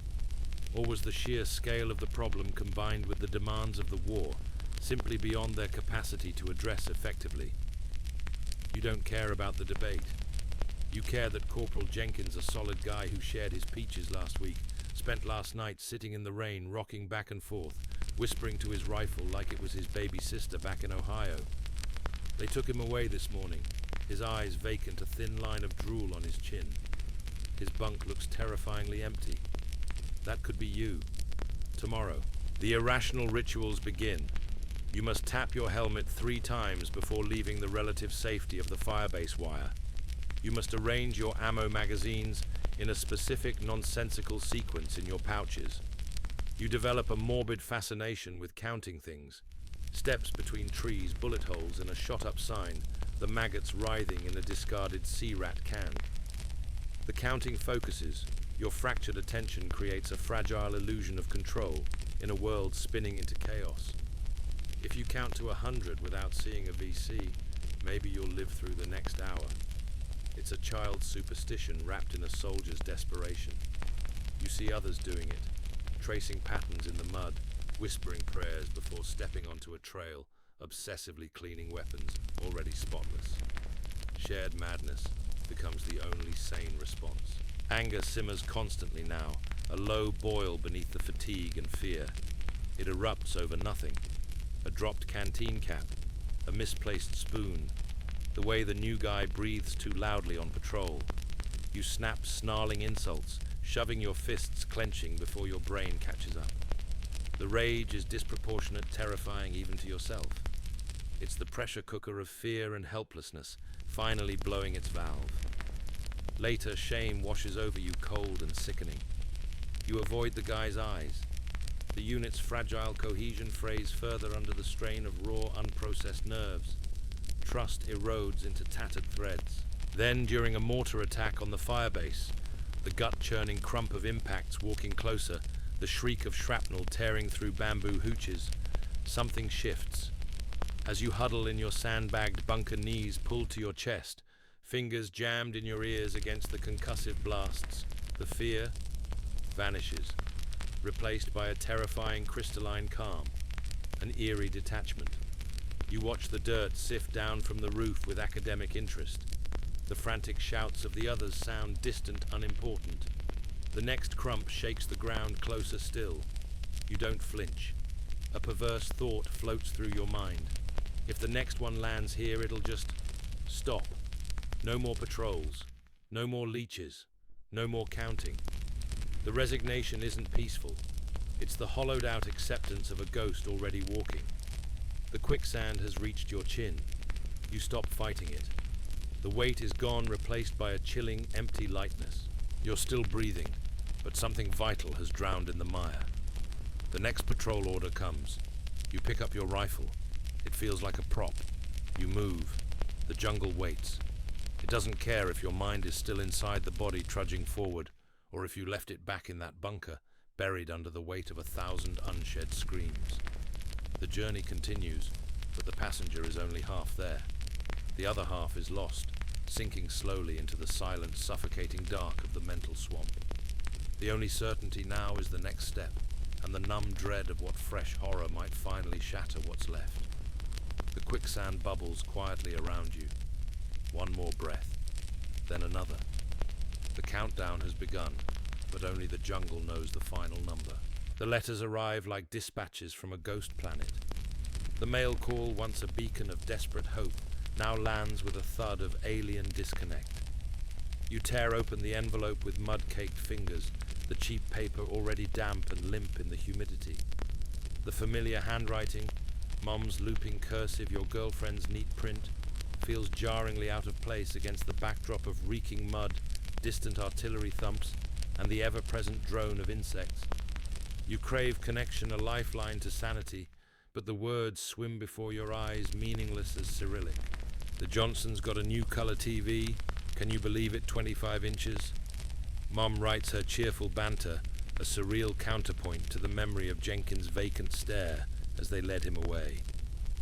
Betty's engaged to that boy from the bank. Such a lovely ring. You stare at your own hands ingrained with dirt, the nails split and blackened knuckles scarred from thorns and wire. The concept of a bank boy feels like mythology. There was a big protest downtown last week. Lots of shouting, some arrests. Hope it doesn't delay the mail. She mentions it like bad weather and inconvenience.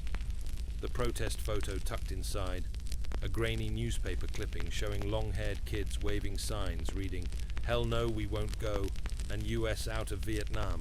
Hits like a punch to the gut. Are they shouting about you? Is this what you're bleeding for? A country that screams for you to vanish? The ink smudges under a drop of sweat falling from your brow. It feels like betrayal broadcast on cheap newsprint. The warmth of home curdles into a cold, hard lump of bitterness in your throat. The distance isn't just miles. It's a chasm of incomprehension. The anti-war movement you're glimpsing through smudged newsprint exploded between 1967 and 1969.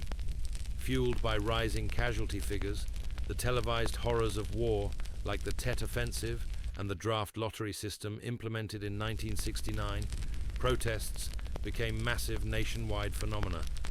The moratorium to end the war in Vietnam in October 1969 saw over 2 million Americans participate in demonstrations.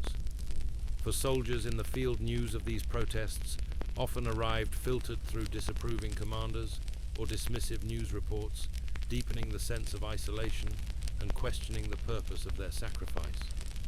You weren't just fighting, Charlie. You were fighting the perception that your war was a monstrous mistake. Forget reliable communication. Grunts developed the audio tape hostage swap. Recognizing phone calls were impossible and letters inadequate, some resorted to recording rambling monologues onto cassette tapes, describing patrols, fears the taste of warm beer, the smell of rain, and mailing them home.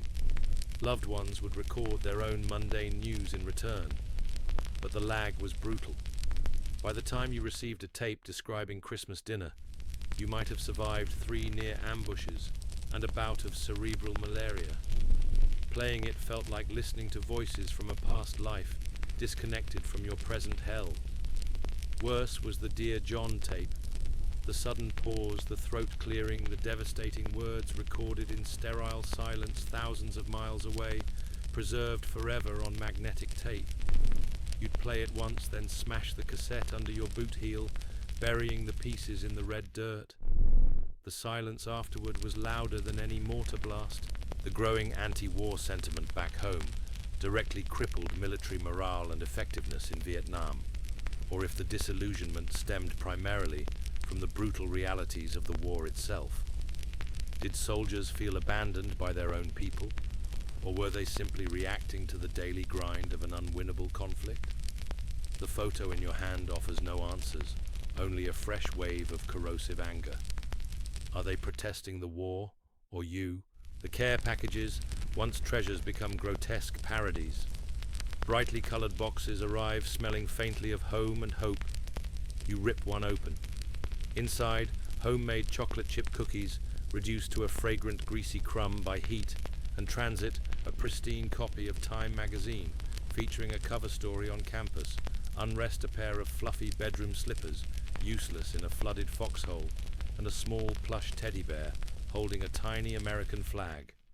You stare at the bear's blank stitched eyes. What world does this come from?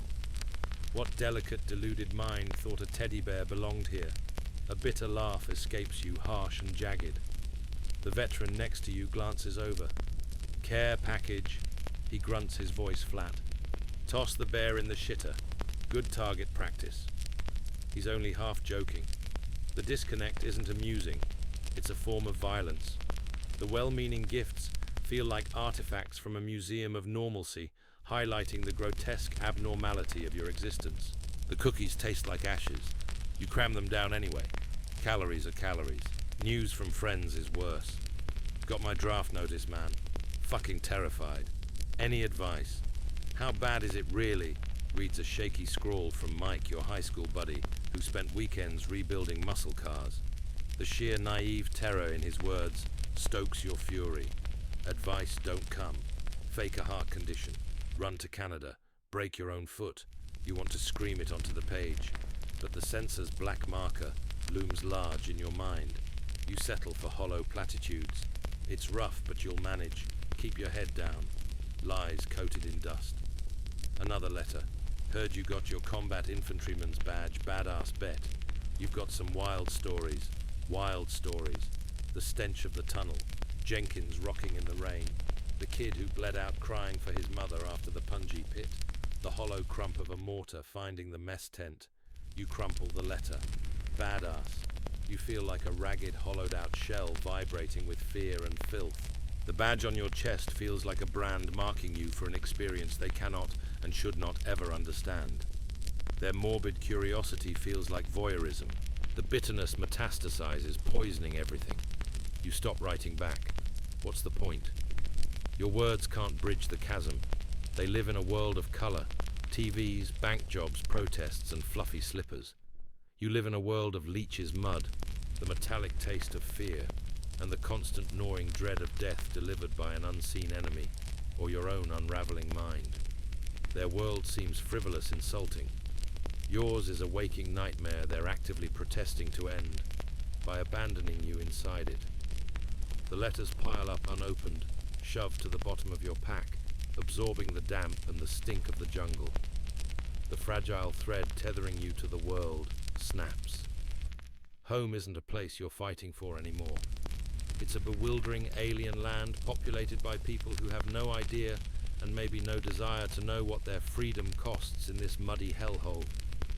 The weight you carry isn't just gear or trauma. It's the crushing loneliness of being fundamentally irrevocably other. The chasm isn't just wide, it's bottomless.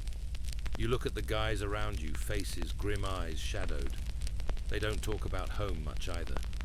You share no words, just the silent understanding that you're marooned together on an island of shared horror, watching the ship you came on sail away, its passengers waving cheerfully, utterly oblivious to the sharks circling your sinking raft. The only home you have now is the next foxhole, the next patrol, the next terrifying heartbeat. The letters aren't lifelines. They're tombstones for the person you used to be. That guy he didn't survive the flight over. You're someone else now. Someone the world wouldn't recognize and probably wouldn't want. The jungle doesn't care. It just waits for the next step. The only connection left is the shared flinch at the distant thump of artillery. It's the only language everyone here understands. The ceasefire feels like a sick joke. Truce for Tet, they said. A chance to breathe, maybe even celebrate the Vietnamese New Year. You're in Saigon, finally. Not the war-torn periphery, but the city. Assigned to perimeter guard duty around Tan Son Nut Air Base, a relatively safe post. The air buzzes with an unnatural energy, thick with the smell of roasting pork frying spring rolls and the cloying sweetness of tropical flowers. Strings of colored lanterns sway between buildings. Distant firecrackers pop like celebratory popcorn. It feels almost festive, a surreal pocket of normalcy. You let your guard down a fraction, lulled by the unfamiliar sounds of laughter music drifting from a nearby hooch bar. Maybe the rumors are true. Maybe the tide is turning. Maybe you'll actually survive this tour. The weight lifts just a little. Hope, treacherous and fragile, dares to bloom. Midnight. January 31st, 1968. The fireworks intensify. Not the scattered pops of celebration, but a sudden rolling thunderclap that shakes the ground beneath your boots. Not firecrackers, mortars. The sky over the base erupts in angry red and orange starbursts. The festive music cuts off mid-note, replaced by the rising wail of sirens. Tracers stitch crazy patterns across the night sky. The concussive crump of impacting rounds is deafening, mixed with the sharp, vicious crack of small arms fire. Close, terrifyingly close. Not out in the jungle.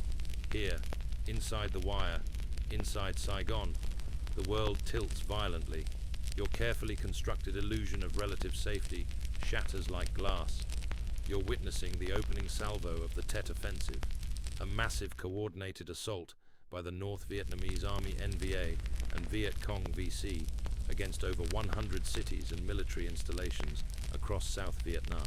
Planned meticulously to coincide with the Tet holiday ceasefire, it aimed to spark a popular uprising and deliver a decisive blow to American morale.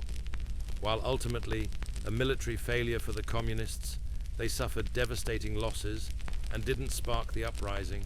The sheer audacity and scale of the attacks, breaching the perceived safety of major cities like Saigon and Hue, shattered American confidence in the war's progress. Westmoreland's assurances of light at the end of the tunnel evaporated in the muzzle flashes lighting up the embassy courtyard. Forget propaganda leaflets.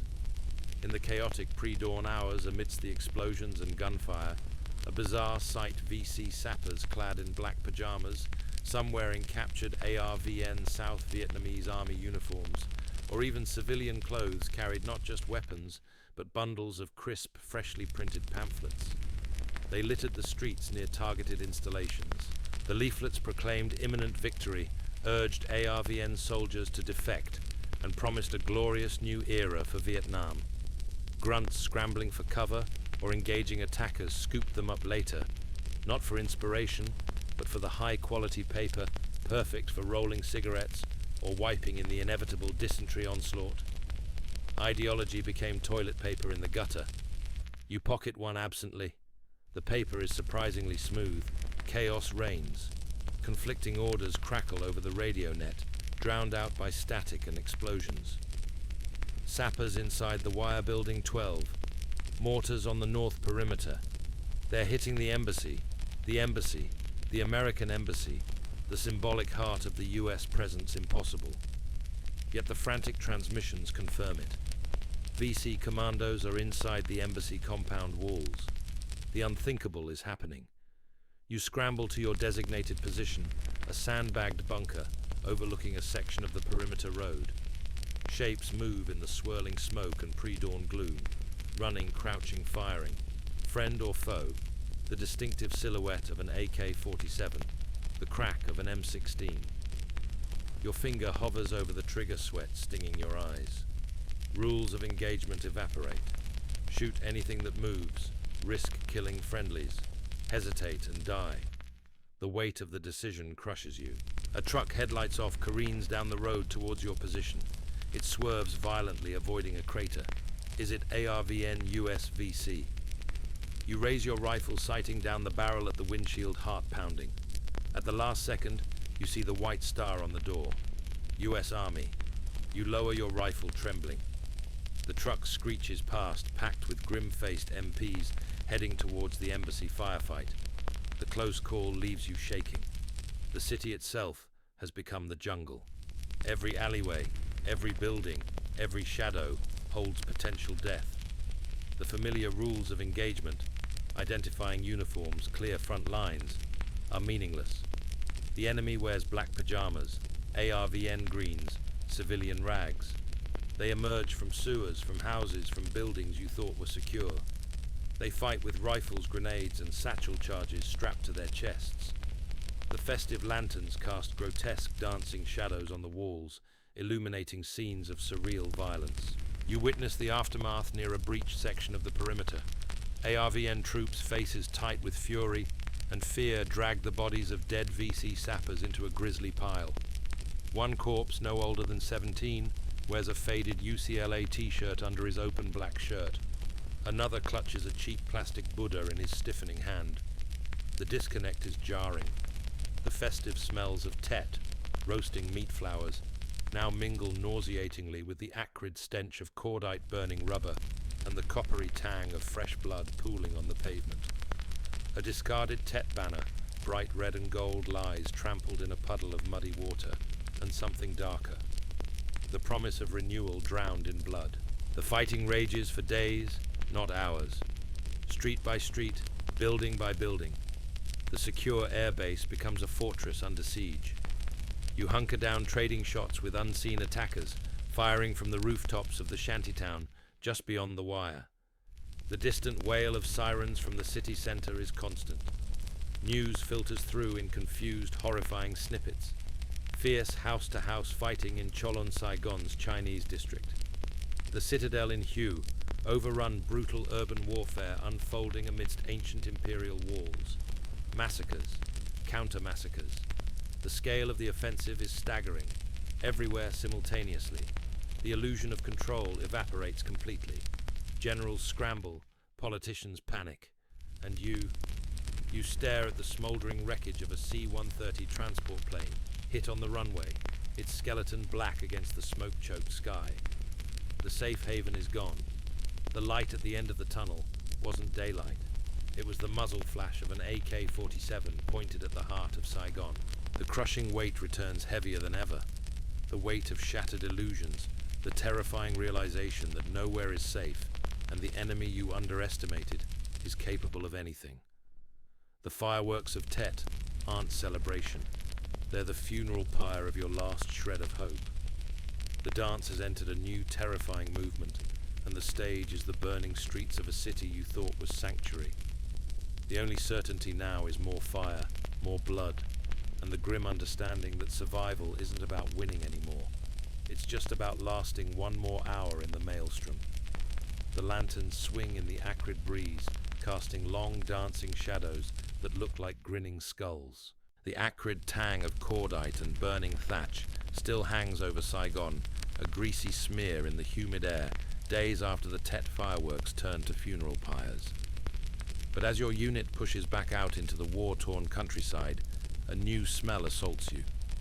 Not the familiar rot of jungle and mud, not the coppery bite of blood.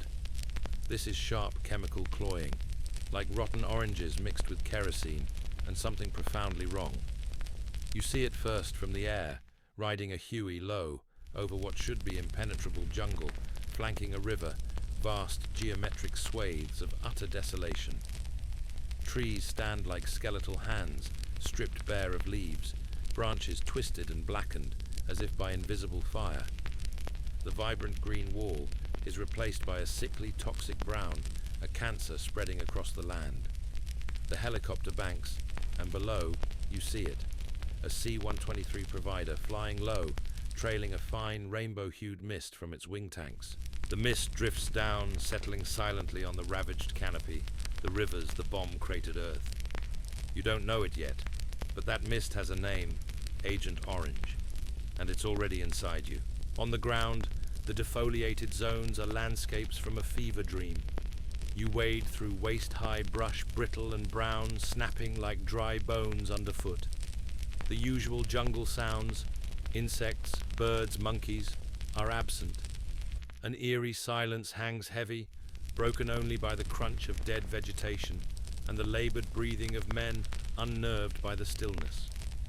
The canopy that once concealed ambushes is gone, replaced by an oppressive hazy sky that offers no shade. The sun beats down mercilessly. Visibility is unnerving. You can see for hundreds of meters through the skeletal trees, but the exposure cuts both ways. You are just as visible. The defoliant hasn't just killed the leaves, it's killed the land's soul, leaving a brittle alien wasteland where every step feels like trespassing on a fresh grave. The air tastes metallic chemical. The smell clings to your uniform, your skin, your hair. You try to wipe sweat from your brow. Your fingers come away slick with a faintly oily residue. The weight isn't just your pack. It's the invisible oily film settling into your pores, your lungs, your future. You're witnessing Operation Ranch Hand in action. From 1962 to 1971, the US military sprayed approximately 20 million gallons of herbicides, like Agent Orange, named for the orange stripe on its barrel, and Agents White, Blue, and Purple over South Vietnam. The stated goal: deny cover and food to VC-NVA forces by defoliating jungles and destroying crops. The scale was staggering. An area roughly the size of Massachusetts was drenched. The active ingredient, not just weed killer, but dioxin TCDD, one of the most toxic substances known to science. You weren't just clearing foliage, you were poisoning an ecosystem and generations to come. The tactical advantage came laced with slow-motion death. Forget water purification. In the eerie quiet of the dead zones, a darkly absurd rumor took root. Agent Orange made fantastic hooch. Desperate or reckless grunts ignoring the oily sheen and chemical stench would supposedly collect rainwater from defoliated areas, or even dip canteens in contaminated streams. They'd mix it with fermented rice or sea ration fruit, claiming the dioxin gave it an extra kick or a strangely sweet aftertaste. Whether this was grim bravado, a fatalistic joke, or terrifying reality remains murky. Most veterans you mention it to just shake their heads slowly, a look of profound sadness crossing their features. "Stupid cherry shit," one mutters. "That poison didn't need help killing us." You look at your canteen, the water faintly iridescent in the sunlight filtering through dead branches. You take a hesitant sip. It does taste oddly sweet. You spit it out violently. The tactical advantage proves bitterly hollow. Yes, you can see further, but so can Charlie. Patrols moving through the dead zones become silhouettes against the barren landscape, perfect targets for snipers, hidden in the few remaining patches of scrub or in tunnel complexes beneath the poisoned earth. The lack of cover is absolute. Movement feels like walking across a vast open shooting range. The stripped land also means no natural resources, no edible plants, no clean water sources. You rely entirely on airdropped supplies, making you predictable, vulnerable.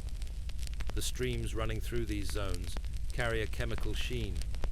Fish float belly up. The silence screams of ecological murder. The promised safety of visibility becomes a terrifying exposure. The defoliant hasn't defeated the enemy. It's just created a new, more desolate kind of battlefield, where the land itself feels vengeful. The weight of your gear is compounded by the invisible weight of the toxin accumulating in your fat cells, your liver, your DNA. Then comes the rain. Not the cleansing monsoon, but a toxic downpour. It falls on the dead landscape, washing the residual chemicals from the skeletal branches and bare earth.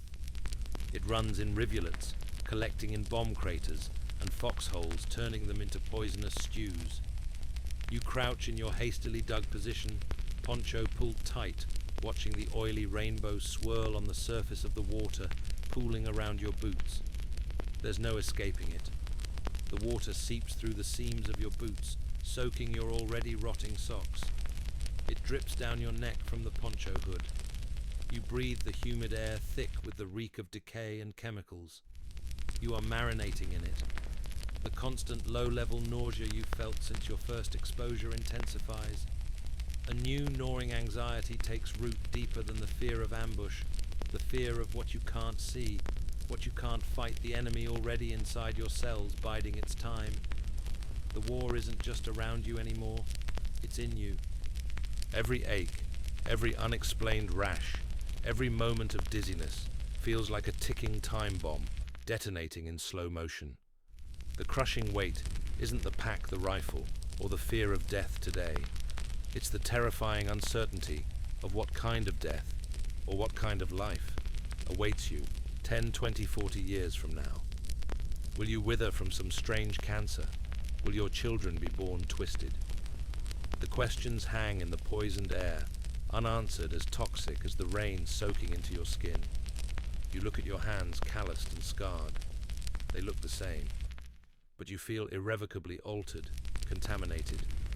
The jungle fought you with teeth and traps. This new enemy fights with molecules and decades. You trudge on through the skeletal forest, the silence a tomb, knowing the real battle for your life might only begin long after you leave this barren, cursed land. The shadow falls long and dark, and its name is Orange. The freedom bird touches down. Wheels screech on stateside tarmac. No mortars, no AK-47s, just the mundane roar of commercial jets and the whine of baggage carts. You step off the ramp, blinking in the harsh, clean sunlight of California. The air hits you, crisp, dry, smelling of jet fuel and nothing else. No rot, no cordite, no human waste. It's sterile, empty, wrong. The weight you carried for a year isn't on your back anymore. It's coiled deep inside your chest, a cold, leaden serpent. You're back. You're a ghost walking into a world that hasn't changed, hasn't noticed, doesn't know. The disconnect is immediate, visceral. The airport terminal buzzes with a frantic, oblivious energy. Businessmen bark into phones. Families reunite with shrieks and hugs. A stewardess smiles her teeth, impossibly white. The noise is a wall. Loudspeakers chatter music, but it lacks the lethal edge of incoming fire. It grates. Your ears still ring faintly from the last firefight. Your hands twitch, craving the solid weight of your M16. A kid bumps into your leg, dropping an ice cream cone. You flinch violently, heart hammering, scanning for the tripwire, the grenade. The kid stares wide-eyed, then wails. His mother shoots you a look of pure annoyance. Sorry, you mutter the word ash in your mouth. You aren't sorry. You're terrified of this sterile, noisy, soft place. The crushing weight isn't gone. It's just invisible now, carried solely by you. The jungle's silence was heavy, but this normalcy is suffocating. The welcome you're not receiving reflects a brutal reality. Unlike the parades of previous wars, many Vietnam veterans return to indifference, awkward silence, or outright hostility. The deeply divisive war, coupled with the rise of the anti-war movement and media coverage of atrocities like My Lai, created a toxic atmosphere. Veterans Affairs VA hospitals, overwhelmed and underfunded, were ill-equipped to handle the tidal wave of physical wounds and the then unnamed PTSD. Many vets felt abandoned twice over, by the government that sent them and the society that wanted to forget the war. Your isolation isn't just personal, it's institutional. Forget sleeping soundly. You develop fortune cookie syndrome. Every unexpected pop, a car backfiring a dropped book, triggers a full-body flinch, a dive for phantom cover. You scan crowds not for pretty faces, but for covered, concealed positions, escape routes, potential threats. Sitting in a restaurant back to the wall facing the door, assessing everyone. A waiter dropping a tray might as well be a claymore. Dates find your hypervigilance intense. Your family thinks you're jumpy. It's not nerves. It's the operating system your brain installed in the jungle, still running full tilt in the land of drive-thrus and disco. You miss the constant adrenaline. The boredom feels dangerous. Home feels alien. Your old room looks like a museum exhibit curated by a stranger. The bed is too soft, the silence too absolute. You lie awake, staring at the ceiling, listening for the rustle of the perimeter wire, the distant thump of mortars that never come. The nightmares don't stop. They intensify. You wake gasping, drenched in sweat, tangled in sheets that feel like burial shrouds, convinced the VC are in the closet, the punji pit is under the rug. The smell of your mum's meatloaf cooking, a smell you craved for months, suddenly triggers a flashback, the coppery stench of blood mixing with cordite after the ambush near Hill 875. You gag, pushing the plate away. Not hungry, you mumble. Your mom's worried eyes follow you. The distance yawns wider. You try to slip back into your old life. A job at your uncle's hardware store. Stacking sacks of fertilizer feels trivial, meaningless. The customers chatter about traffic, the price of gas, the new sitcom. Their concerns feel laughably small, insultingly mundane. A man complains bitterly about a scratch on his new pickup. You stare at him, remembering Davis's face when the medevac took what was left of his legs. You say nothing. The anger simmers cold and hard. You quit after a week. The structure you craved feels like a cage. The crushing weight needs movement, purpose, threat. Peace feels like decay. The VA hospital waiting room is a special kind of purgatory. Fluorescent lights hum. Linoleum floors gleam under a thin layer of institutional grime. The air smells of antiseptic and despair. Men sit in plastic chairs, some missing limbs, others staring blankly at walls, twitching, murmuring to themselves. You recognize the hollow look in their eyes. Ghosts recognizing ghosts. You fill out forms, persistent nightmares. Yes. Hypervigilance. Yes. Anger outbursts. Yes. Difficulty connecting with others. Yes. Exposure to herbicides. Yes. The clerk takes the clipboard without looking up. Doctor will see you eventually. The wait stretches for hours, days, weeks. You get pills, yellow ones for anxiety, white ones for sleep. They make you foggy, dull the edges, but the serpent inside just sleeps, it doesn't leave. The message is clear. Manage it. Don't expect to fix it. The weight is yours to carry. Alone. You see a protest march downtown. Younger now, chanting against Nixon, against the draft. They wave signs, baby killers. A bottle shatters near your feet. Not aimed at you, probably, but it might as well have been. The words land like shrapnel. You turn away, collar pulled up, walking fast, the old urge to scan the rooftops kicking in. The bitterness metastasizes into something darker. They called you over. They cursed you back. They have no idea. The chasm isn't just wide, it's uncrossable. You are a living reminder of a national shame everyone wants to forget. So they try to forget you. The ghost walks unseen through the celebrating crowds on VJ Day, replaying in their minds. Your war has no victory parades, only silent marches of the damned. The crushing weight is the loneliness, the invisible wounds, the poison in your blood, and the devastating knowledge that the jungle you fought to leave behind has taken root inside you. You came home, but home doesn't live here anymore. The only place you fit is the darkness behind your own eyes, replaying the endless, terrifying ballet on a loop. The war isn't over. It just changed battlefields. The jungle's grip loosens inch by painful inch. Not gone, never gone, but the vines recede from your throat enough to breathe. Slowly, the frantic drumbeat in your chest quiets to a murmur. The constant scan of tree lines eases into watching clouds drift across a safe blue sky. The smell of cut grass replaces cordite. The chirp of sparrows drowns out phantom gunfire. Sometimes. The bed, impossibly soft at first, begins to hold you without feeling like a trap. You learn the contours of peace, fragile as moth wings. It takes years, decades, small victories, sleeping through a night without screaming, laughing at a dumb joke, without guilt, feeling sun on your face, without scanning for snipers. The serpent of dread uncoils, sleeps longer stretches. You find others who carry the same invisible weight. A nod across a VA waiting room, a shared silence at a memorial that speaks volumes. You don't talk much about Kuchai or the monsoon. You don't need to. The understanding is there in the lines around the eyes, the way a hand doesn't quite tremble. you plant a garden. Tending the soil, coaxing life from the earth, feels like an act of defiance, a slow reclaiming. The tomatoes are bright red, defiantly normal. You watch bees hum among the flowers, their industry pure, untainted. The nightmares still come less frequent now, visitors from a dark country you once inhabited.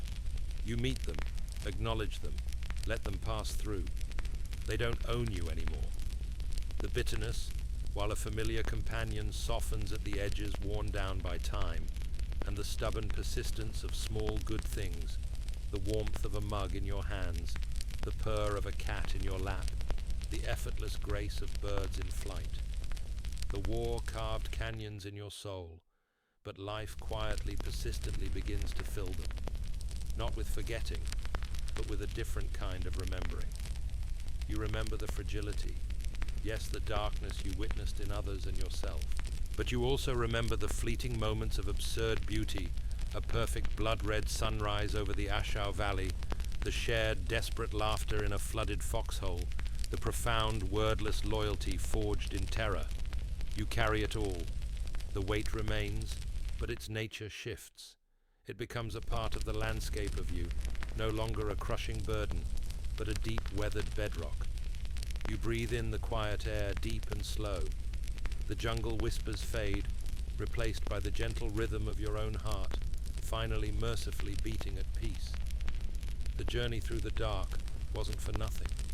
It led you here, to stillness, to breath, to the soft, forgiving light of a world that somehow endures. Sweet dreams.